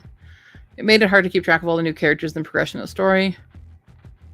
Not very interested in action-centered novels, which the book had a lot of, which lowered the rating for myself. Okay. Okay. Nothing like horrendous.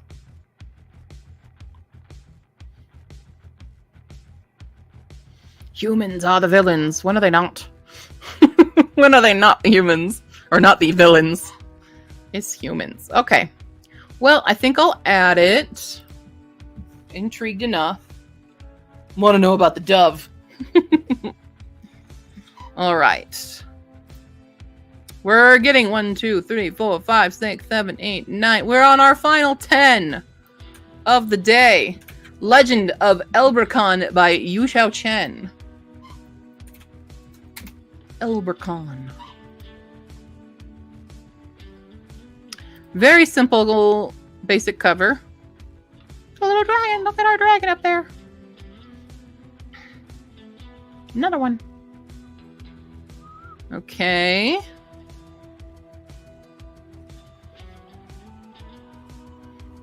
No, where?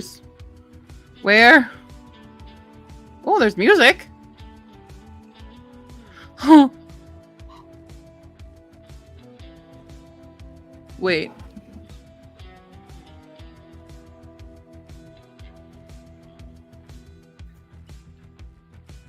repeating the same phrase back.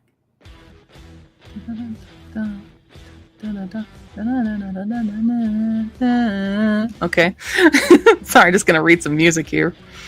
My Band-Aid's coming off.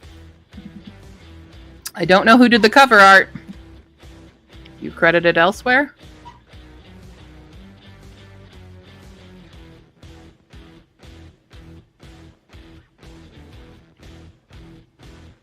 Okay, well, I don't think it's AI, but I would like people to credit their authors. Oh my god, wait.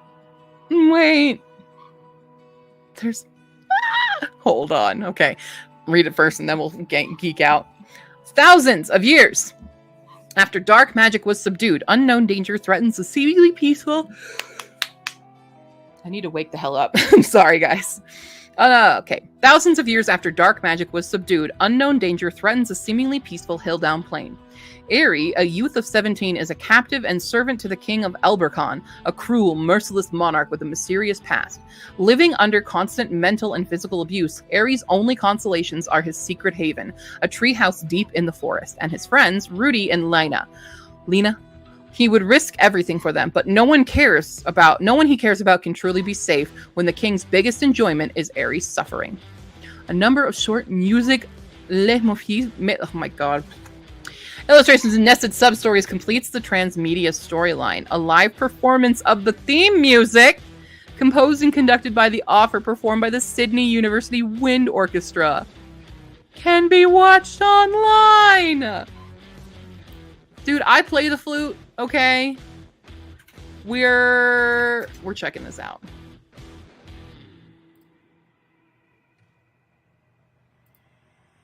Hold on. We're gonna...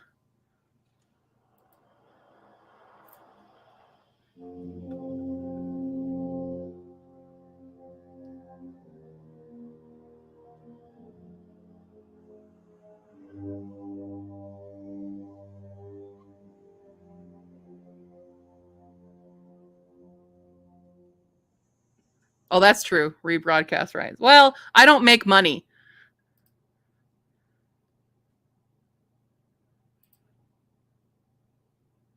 But that's cool. Well, for anybody else. Oh, whoops. What happened there? That's the link. That's the link here. Let's just get a clip.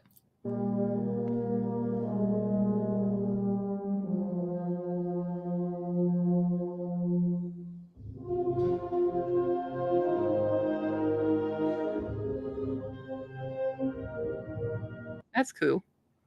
That's cool that they did that, though. They don't have anything there. Okay. That's just neat. That's just neat. Okay, this is coming off now because it won't stay on. I'm all bruised. Look at my bruise. Okay, cool. The most YouTube ever does, if I show something like that, is like, your video can't be monetized. And that's fine because I'm not monetized. As someone who's been doing this since 2007. Yeah, I like the transmedia idea a lot. So we're going to add that to the list.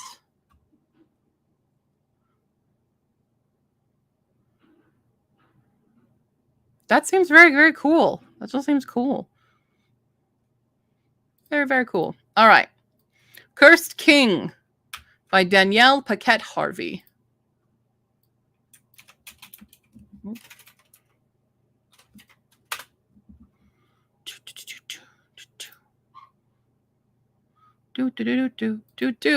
All right.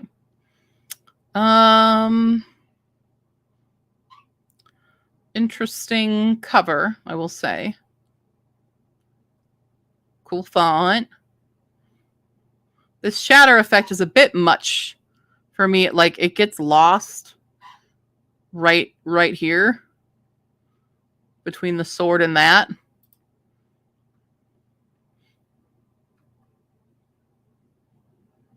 Cover design, Stock pictures bought with the appropriate licenses. Okay. So it's a stock smashy smash together. That's fine.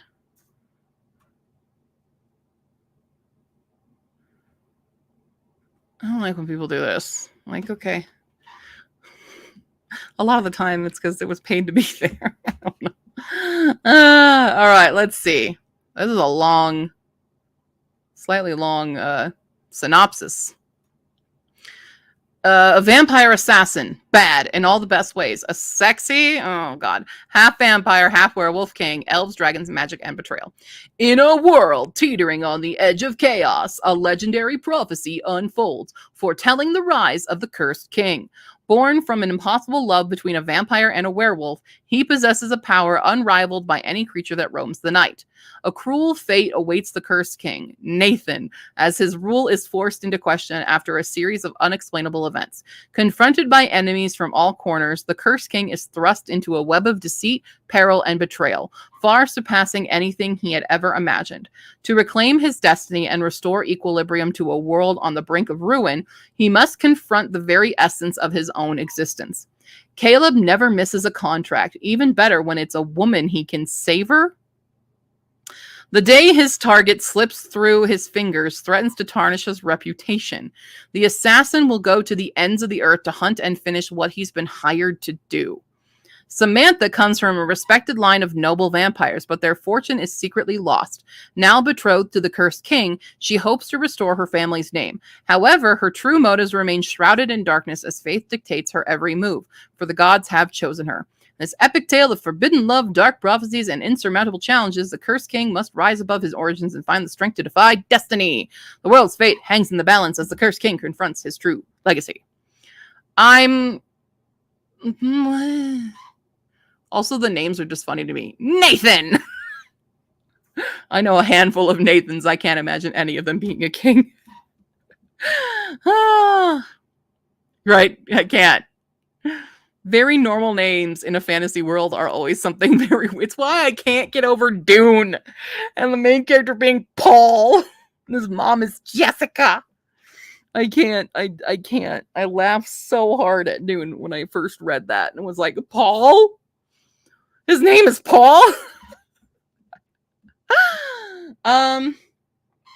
This has me concerned because he's an assassin. What does it mean? It's a woman he can save her? That I don't like. I don't know what that means, but especially since we have sexy in the thing here, that makes me think we are going to be a spicy. And I don't like the spicy. It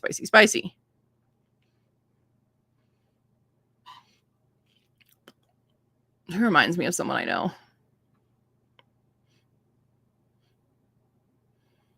Okay, wait, no, very little spice.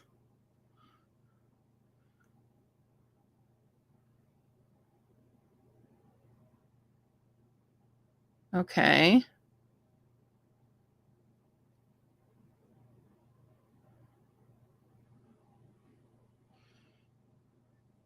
There's a 1 star, but do they have a review? No, they have 4 stars, but they're mean like derivative fan fiction. Oh, if you're a fan of HBO, Sarah J. Maas, George R. Martin, or Empire Diaries in the originals, which I'm not a fan of any of those. And quotes by Anne Rice, you may enjoy it. However, speaking honestly, as someone who has read hundreds of books this year alone, and probably many of the same book by the author, felt like it lacked originality. Formulaic fan fiction is your jam. You will like this book. Hello, this old jaded cynic who would have preferred something with novel ideas to add to the established mythology and tropes. Okay.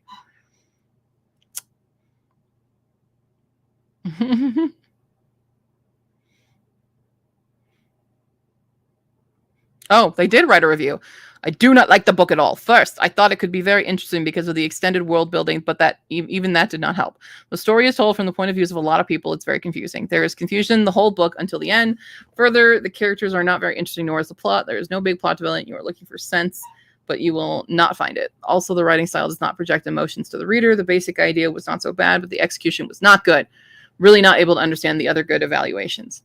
That doesn't give me a lot to go off. Like when people complain about there's too many points of views, whatever. I like a lot of point of views. A little difficult for the brain to swap characters at times and feeling a bit discombobulated. Okay, well, like, how are they swapped? Can we look inside? How do they swap? No, they say.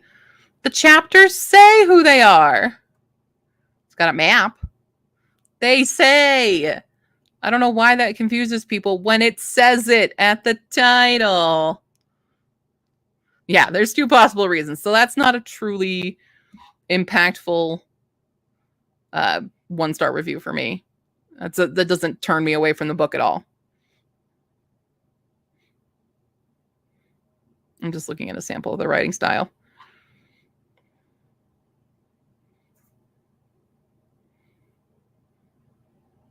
Yeah. Okay, well, okay. I'm going to add it. We're adding it. We're going to give it a shot. One person said it wasn't very spicy. Another person did say it was spicy. I don't know for sure. It's KU. It is 326 pages. Pretty quick. Pretty quick read. Rune Light by J.A. Andrews.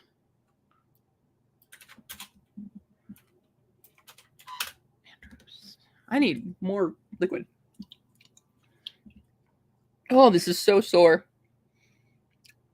This is messed. My arm is messed up, folks. Messed up. Okay.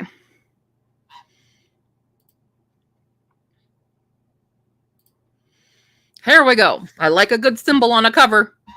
That's a type of cover I like usually, and it does look like it's stack photos, not AI. Wunderbar. Cool symbols, bro. Okay. Kate thought finding the puzzle box would give her all the answers, but it only holds far more desperate questions. Kate is a keeper, a storyteller, magic wielder, and researcher, but a single mystery has evaded all her life. What happened on the tragic day when two strangers stole not only the puzzle box that hummed with magic, but so much more? She and her brother Bo have searched for 20 years with no luck, until then a surly elf shows up on the hidden doorstep of the keeper's stronghold with that same enigma box and a message that Bo has disappeared. Kate needs a guide back to Ven's homeland to search for him, and Ven needs to find him for reasons of her own, reasons she refuses to explain. Despite their mutual distrust, Kate and Ven form a grudging alliance. Somewhere in the midst of infiltrating dwarven tunnels, discovering the secrets of the Enigma box, and stumbling onto shocking ancient relics, the alliance shifts to friendship.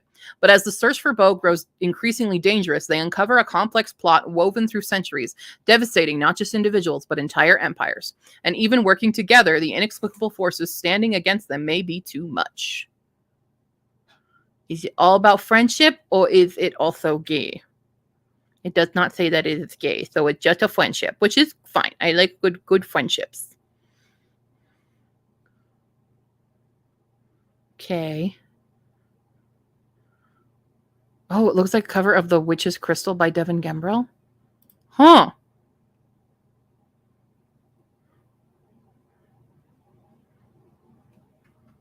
Okay. A review. Sorry, that's funny to me. Okay, well, let's look at that book you're talking about, and let's compare here. Let's, The Witch's Crystal. Oops.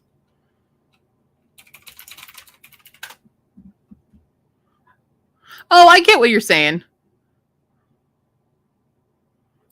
They're different.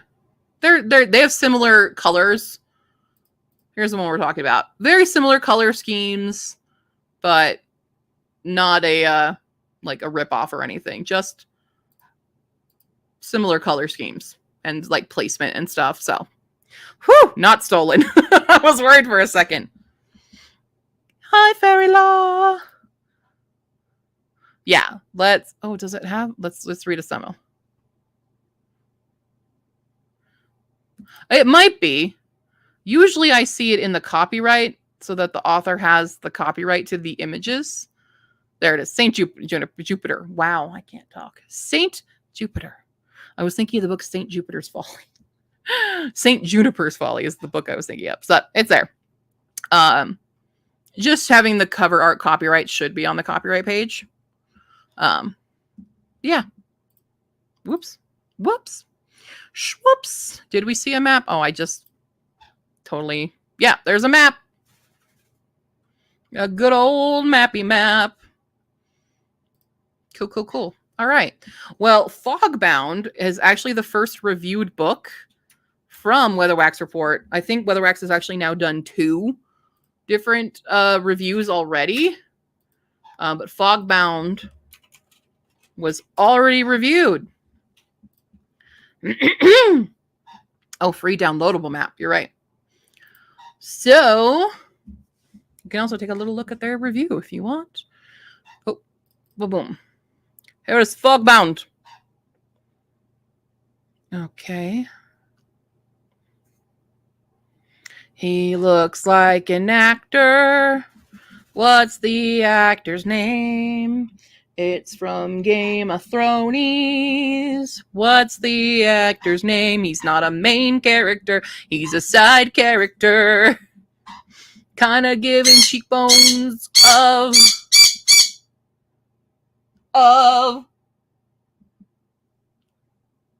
someone who was in Daenerys' troop. Anyway, it's fine. Let's check. Book cover design. Yes, ma'am. Do you need a moment to chill out? Do you need a cracker? Do you want this? Hey, Mambo. Mambo, do you want this? I'm gonna eat it. I ate it. Anyway.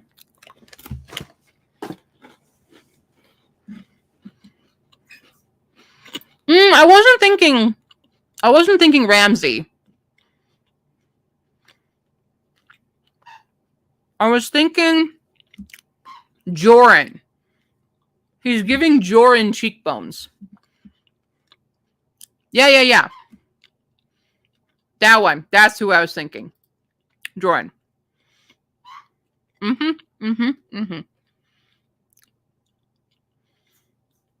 That's Joran, the bear people. Wow. Oh, the guy on the bottom. This guy.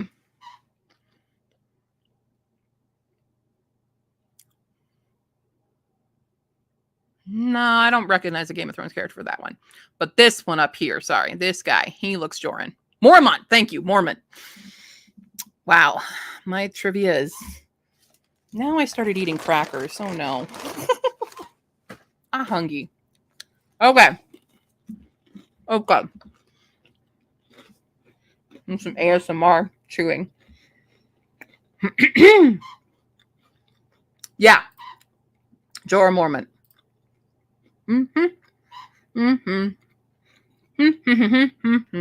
Okay.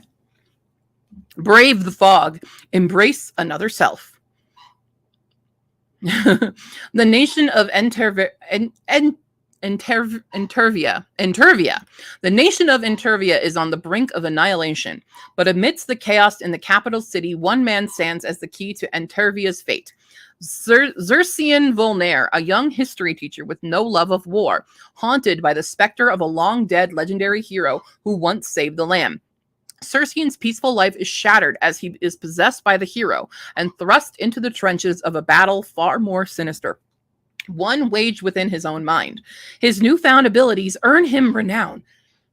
So sorry for my whole body today. But at a great cost, his own identity. Accompanied by a ragtag band, you know I love that word, Xerxian is tasked with the desperate mission for reinforcements. But as the drums of war beat ever closer, he must make a choice. Embrace the power of the hero and save Entervia, or reject it and cling to his humanity, dooming his home to a bloody fate. 473.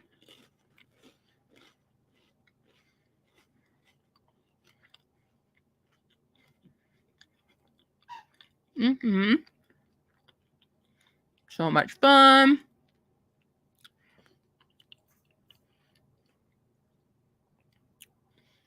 Mm-hmm. Well, let's look at what Weatherwax Report had to say. Let's see. They read Fogbound, the first SPFBO read. So it will be the first review. Started this one because it was recently recommended to me. I just hadn't had time to read it yet. So it was just sitting there loaded on my Kindle waiting for me. We start with a school teacher, Xerxian, who's... Okay, this is our synopsis. He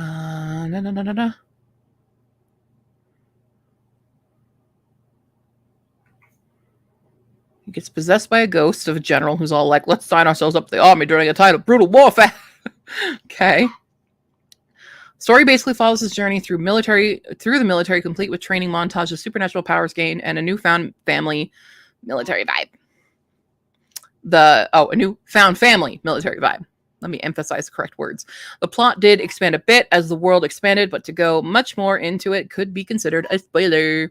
I personally would be far, far more freaked out about the voice in my head thing that takes over my body. This guy is a teacher and a bookworm, but for some reason he doesn't turn to literature to try and figure this out. Can't recall him going to scholars or asking around either vaguely or directly if anyone had heard of a condition like this. So to put his condition into sum, he gets massive headaches out of nowhere. Then he sees fog swirl in and around him and others around him. It usually fills the room he's standing in. No one else sees this fog. This is usually followed by being possessed by a ghost that takes over his actions completely. What's a little odd to me is I didn't see a ton of emotional reaction to this. Like he was freaked out. He's not happy about it, but I would be wigging out and driving to find an answer. Even when he's shown that magic is coming back into the world and people are practicing again, which is deeply frowned upon, he doesn't seem to make many connections. I did find it to be a pretty relatable character, at least to me, because I'd had no desire to go enlist in the military either. His character changes and grows a lot. By the end of the book, he's very different. Because there were so many POV characters, there were a lot of side characters that surrounded those POVs, felt those secondary characters needed a little more depth, often felt like the side characters were there for plot points just to move things along, and felt less like a fully developed character. It's hard to do with so many coming and going from the page, and overall, it's a fairly small complaint. Have a hard time coming up with the novel imagery in my head, so giving me reference points that I can pull from is hugely helpful to creating a head movie. I struggled a little with the prose because it relies heavily on straight descriptions of items, and people relying on my brain to come up with a picture of what's being described, which it doesn't do very well. This is something that's completely personal, so your mileage may vary. I also tend to prefer a more modern dialogue between characters. Sometimes have issues settling into characters that speak in a way I never would in real life. I'm mostly referring to word choice and how dramatically people phrase things. Make ready, we depart on my order. Come with me, lad. Just as an example. Again, your mileage may vary here. I know people who don't like things that sound modern at all and will be thrown off by what I prefer. I just like it to fit in the setting. Pacing's decent, although I did feel it slowed down a little bit in the middle. It's roughly 440 pages, so it's neither a short book nor is it a chunk. Hits a nice middle ground, many may prefer. I do like that. What helped the pacing was the alternation between fight scenes, battles, and scenes that focused on world building, on character building. I do feel like there's a nice ebb and flow in that respect, and that it changes over at the right moments. There's almost as much political plotting and backstabbing as there is battling monsters, so there's a bit of something for everyone in that regard. What slowed the pacing down for me was the introduction to so many new characters as my phone goes off. With a spam call. Are you charged? You're not even charged. What the hell? What? My phone's supposed to be charging over there. And it's not even charging. Charge. What happened? What happened? My charger stopped working. Well, that's great. Love that. I will have to charge it elsewhere. Anyway. Spam, the only good thing is thinking it's good for is hot pot. I honestly don't think I've ever eaten spam in my life. Okay, so there's a fair degree of world building. Appreciate how it was done. There are multiple kingdoms. The reader knows all about the relationships. Okay. One of those pariah arts. Okay. Enjoyed my time. Would recommend it to people looking for old school epic fantasy with a reluctant hero. It's marked as safe. What? What is the panic? Is there a squirrel? I don't understand my bird. No, I don't think I have. I don't think I ever have. Okay. I will say some of the notes on that are making me not want to read this one. I like a big emotional arc, and especially like reactions to that. So that kind of does put me personally off from reading this one. Still a very interesting story, but I think I'm going to go with no on it.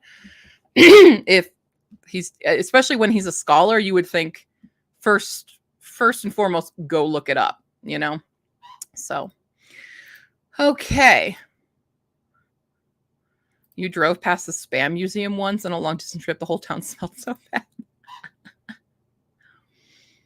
It's not the phone. It's a wireless charger. So it's the actual charger itself. So it wasn't like plugged in. It was just sitting on the charger, but the charger's not, it usually has a light to indicate it's on, and it's plugged in and it's not on. Oh, that's an issue. City of Rain by William Lejeune. Let's look.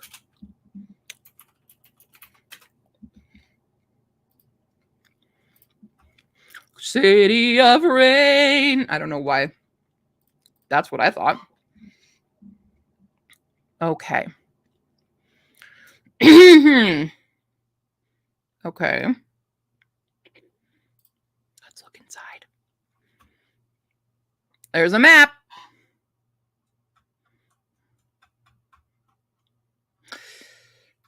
There is no copyright page in the beginning of the book. What about it's at the end? I can't check it. Rude. It's at the end of the book. I want to check it because I don't totally trust this to not be AI. I don't know.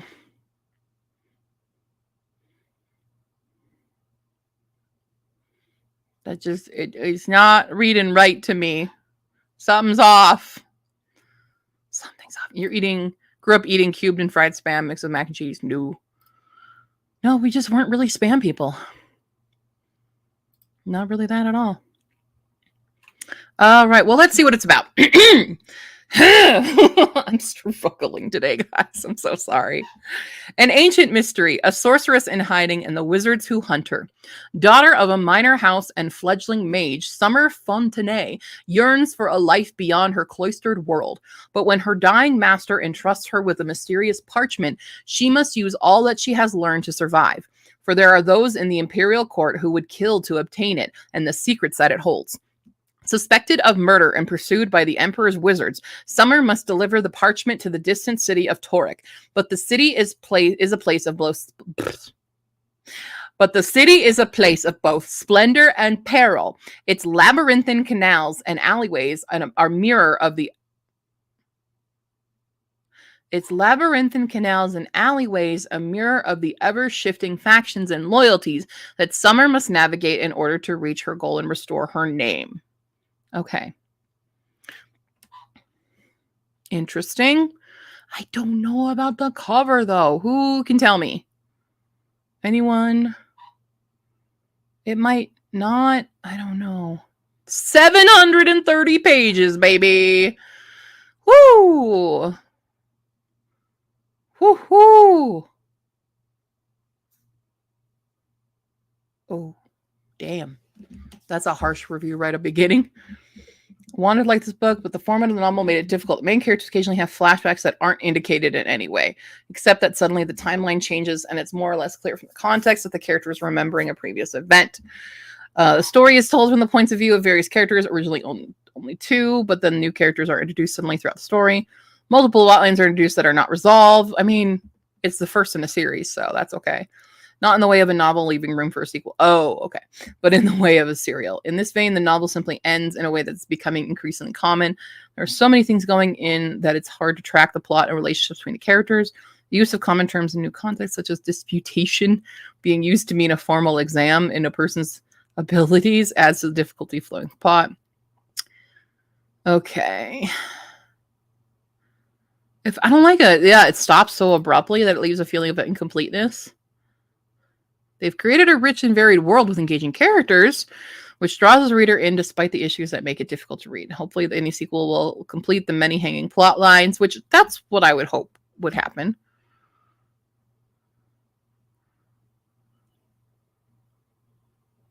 Oh.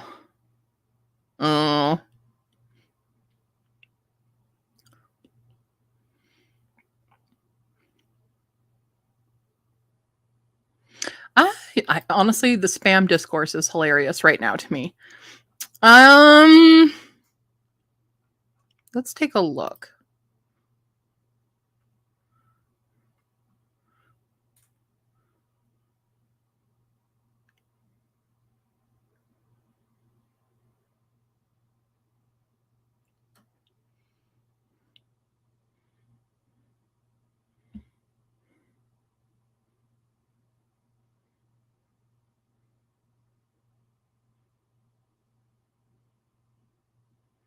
It does seem a little purple.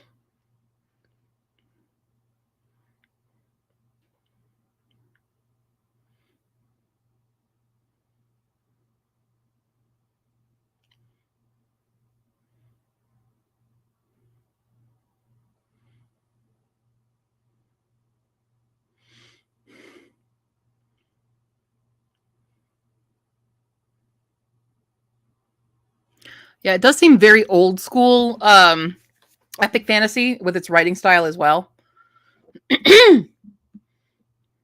Don't tell Gen Z, they'll tell you. Or Gen Alpha, they're vicious. They'll be like, you're so old. I feel you. Yeah, it does give off strong vibes. I don't necessarily, I mean, it's only got 4 ratings, so I don't think there's going to be a huge amount of people on the internet talking about this book at this moment. But like, look at that castle in the back there. It kind of is misshapen, and I don't trust it. I can't trust it. I don't quite trust this one. Yeah. All right, moving on to The Air by Claudia Klein. Will all the spam just stop? Dear Lord. All the spam calls need to chill the fuck out. Chill the fuck out. Okay. Oh, it's like an impressionist art filter. That's fair. Okay, Claudia Klein.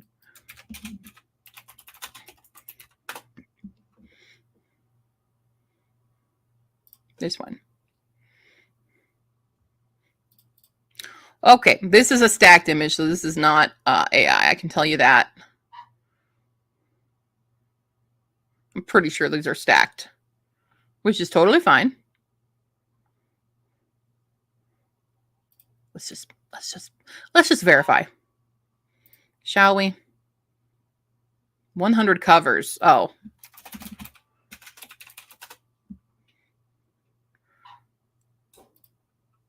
For just $100.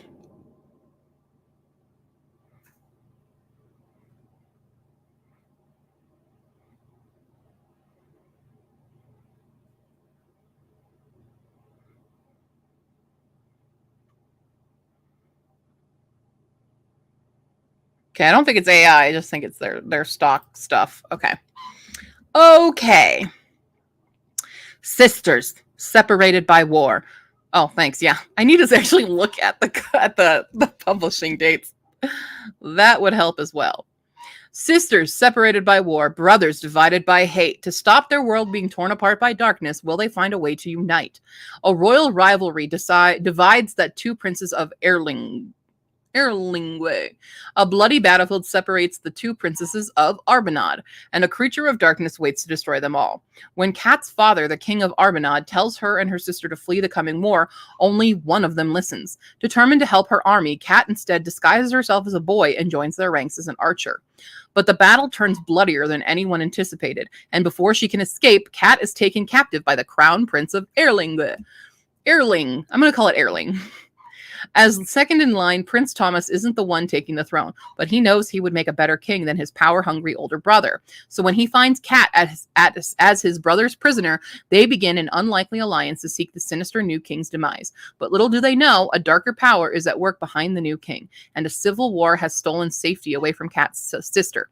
Can they unite forces in time to stop their world being torn apart? Exactly. Yes, very much. Out of you, tranquil as a forest. Now, all the older brothers, Peter. This seems fun, though. I kind of like that. I like that vibe. That's a story I can get on board with.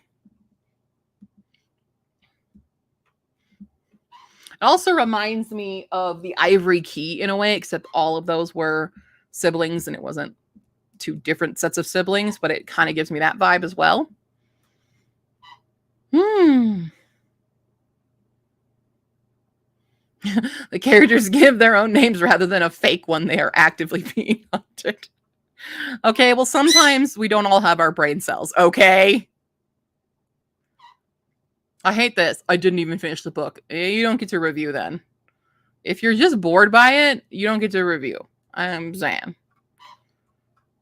I really hate DNF reviews when it's a DNF just because they were bored or it wasn't the mood. It's like, don't leave a review then. If you're going to come back to it later, then sure. But, oh, and the dogs are going. It's that time again where the huskies downstairs begin their howl fest for the next 2 hours. The Eyes of the Dragon has a second bro who usurps his brother, and that's their names. Oh! I thought you were going Narnia.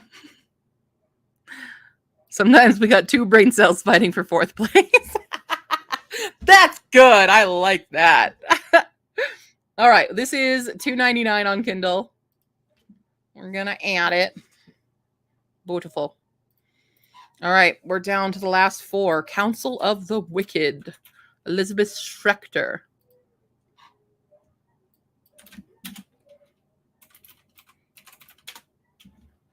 Oh, this is not a good cover. I'm sorry. This is not a good cover. This is not a good cover. Yeah. That's just not a good cover. I have nothing more to say on that. It's just not a good cover. Yeah. That is not at all what Council of the Wicked. What is this? And it's like off center and no. We need to fix that. We need to fix that. Okay, well, hopefully the interior is better. Matthias has spent his whole life on the edge of a very small world. The bastard child of a fallen woman, he's known nothing but judgment and hatred from the harsh religious people of his enclave, except for Balthazar. The son and heir of the High Elder, Balthazar shows Matthias kindness, love, and desire. But when the High Elder discovers what his son has been doing, Matthias is arrested and sent to an isolated prison known as the School. There, and in the wastelands beyond, Matthias learns the secrets behind the hypocrisies of the Council of Elders and his true heritage, true power, and true love. Okay, so this is gay, right? Yes. Oh no, is it erotica?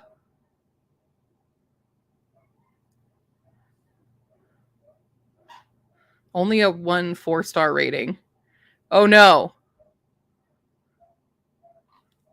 Is this actually spicy though? Uh-oh. Uh-oh. Uh-oh. SpaghettiOs. Okay. I don't think I'm gonna pick this one because I think it might be very, very, very spicy.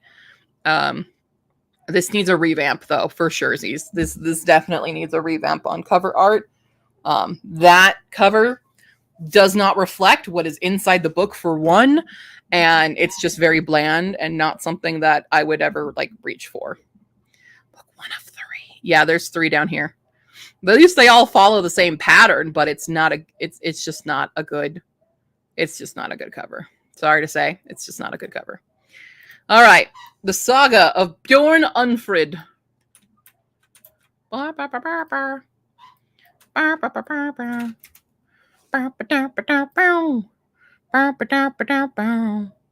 This is an interesting cover. That's exactly also kind of my thoughts, Maggie. All right, well, this is interesting. This is an interesting style. Wait, that's... Stop freaking out, hand. My hand was like moving of its own accord. Anyway, that I like. Okay, this is interesting. This looks like they inserted an AI image, though, into this. Because this doesn't match. I mean, I get it's behind this wall that's broken. See the runes? Do they spell Loki?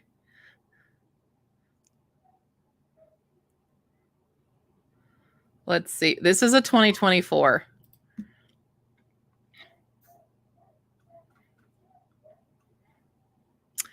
Cover. Okay. My fingers will not stop spasming right now on this mouse. They're just... That's the word I was looking for. I'm having a weird... My thumb and forefinger are both like doing this right now when I'm holding my hand on the mouse. That's a weird thing. Okay. We're fine. I'm definitely not dying from this weird incident that I had at the plasma place. Okay. Yep, they spell Loki. Oh, definitely street art vibes, for sure, Z's. This just looks like a background of, you know, those videos on YouTube that are like ambiance videos, like Fantasy Castle or Fantasy Fairy Town with lo-fi music or whatever. That's what that looks like to me. It's still cool. But yeah. Okay. The omens are not good. Ancient forces are at play, and ancient forces are known to be assholes. Solid. Bjorn knows this because he's not like other people. He sees the past and future, ghosts and gods. Sometimes he talks to them, but he never expected or wanted to get dragged into the business of the spirit world. He already has his own problems, like how to start a conversation with the woman he followed all the way to Texas so he could stay close to her. He's pretty sure that wouldn't go over as a great opening line. Unfortunately, the spirit world and the physical world are tied together, and Bjorn is tangled up in all of it. It's a lot to handle all at once in your freshman year of college, and UH is not the college experience he was expecting. But when things turn dark and the lives of his loved ones are at stake, it's the place where he must awaken to his destiny, whether he wants to or not. On, is that you? Shut up.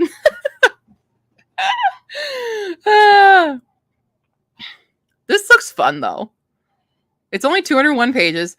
For a second, I thought, is this Bjorn? Because how, in what universe, is that a freshman in college? with that beard? But it looks kind of fun. U of H.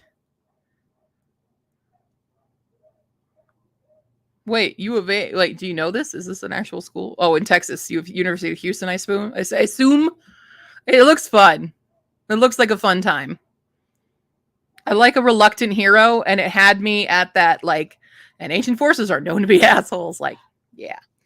This is only a Kindle book, so there's no print copy. We're going to add that. My God, fingers, stop it. They're just doing stuff. If you don't get shot or die of the mold in the dorms, the universe has chosen you. Oh, I only say it's Houston because it says Texas. So I am assuming U of H is University of Houston.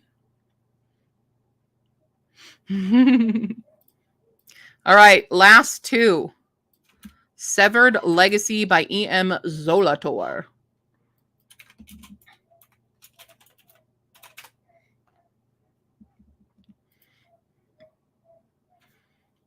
Interesting cover. This is Hyperborea, Severed Legacy. Yeah. That's very interesting art style.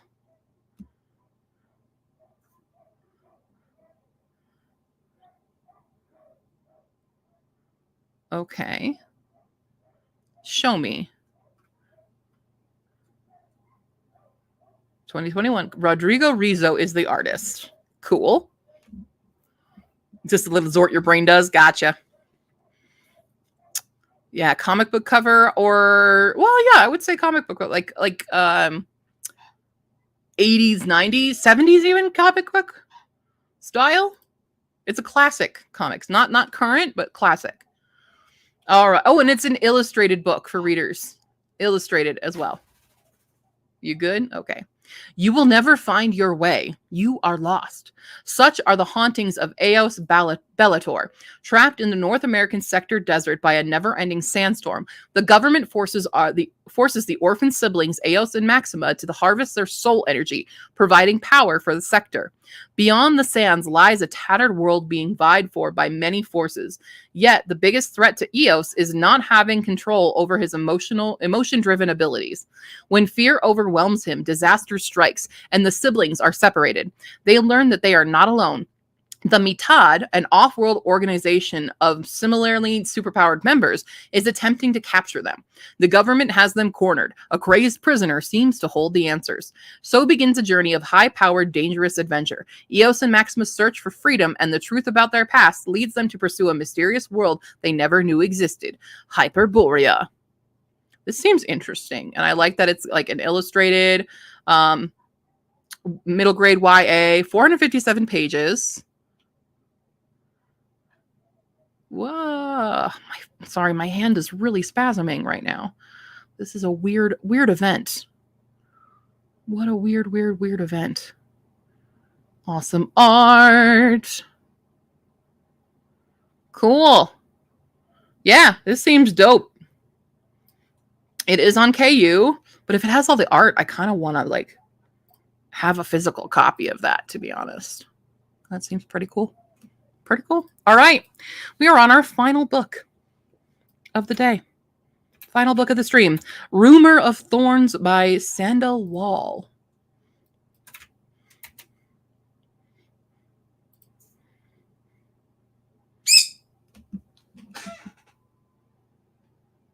She's really frustrated that she can't figure out how to destroy this couch, by the way.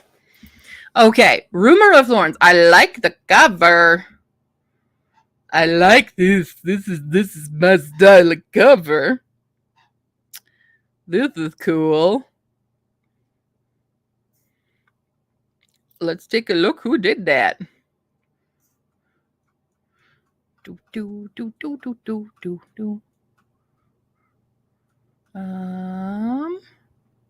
you list? We don't list cover artist in the copyright, at least. Okay, but I don't think it's AI cover. Oh, there we go. Yeah, Maggie, I had a weird incident at Plasma Place, so I have hematoma right here now. It's getting even darker than when we started the stream. It's a time. All right. Sinister tidings whisper from the deep forest. Promises of pain and the glint of moonlight on thorns. Something foul stirs in the shadows. An unknown evil stalks the land, and 5 souls stand unwittingly in its path. Destiny has claimed them, even though they would not choose this battle for themselves. Together, they must stand against the encroaching darkness. In the end, it may claim them all. But here at the start, all they know is a rumor of thorns.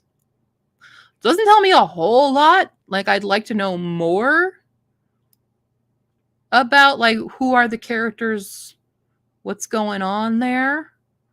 It's still intriguing. There's no reviews on it, and this one came out in February. So, yeah, maps. I'm going to add this one. It is on KU. I'm going to be honest. It's kind of a cover buy at this point because I don't have a lot going off of this. I'd like to know these 5 souls who stand unwittingly in this path of unknown evil. Who are they? Why do they stand in its path? You know? So, cool. That gives me a file. 403 pages. Okay. Well, that's all of the books that are under the Weatherwax Report. Those are the ones that made it onto my TBR. And hope you guys enjoyed that. Next up, we'll do Before We Go blog. That'll be next week's episode around the same time as we're working our way through SPFBO. Woo! Oh yeah, now you guys can probably see it better. You see that lovely bruise there? That's great. Loving life. Doing great. Cool. Well, if you want to support me, and now I, take time and stuff to do these videos and evaluate stuff, you can check out my Ko-fi page, link down below. You can subscribe there, or you can do one-off donations. You get early access to videos. I need to post the video of today. I just realized, good reminder to myself. New video today is going to be about all the gay books you've never heard of that you should read for Pride Month. Ayo. Yeah. That'll be up soon. It's currently up on Ko-fi. You get early access to all the videos that I put out on Ko-fi when you subscribe or donate. And there's my shop is there as well and all that jazz. And if any of these books that didn't make my TBR, they're like, no, you actually need to read this. You can put it on my viewer pool, or you can commission me to read it. Just don't commission me until July. My TBR is very extensive this month. Okay, cool. I will see you guys later in about 4.5 hours for regular sprints. I will be at a different location for them. But yeah, I'm going to go actually eat some lunch now and do stuff before productivity time.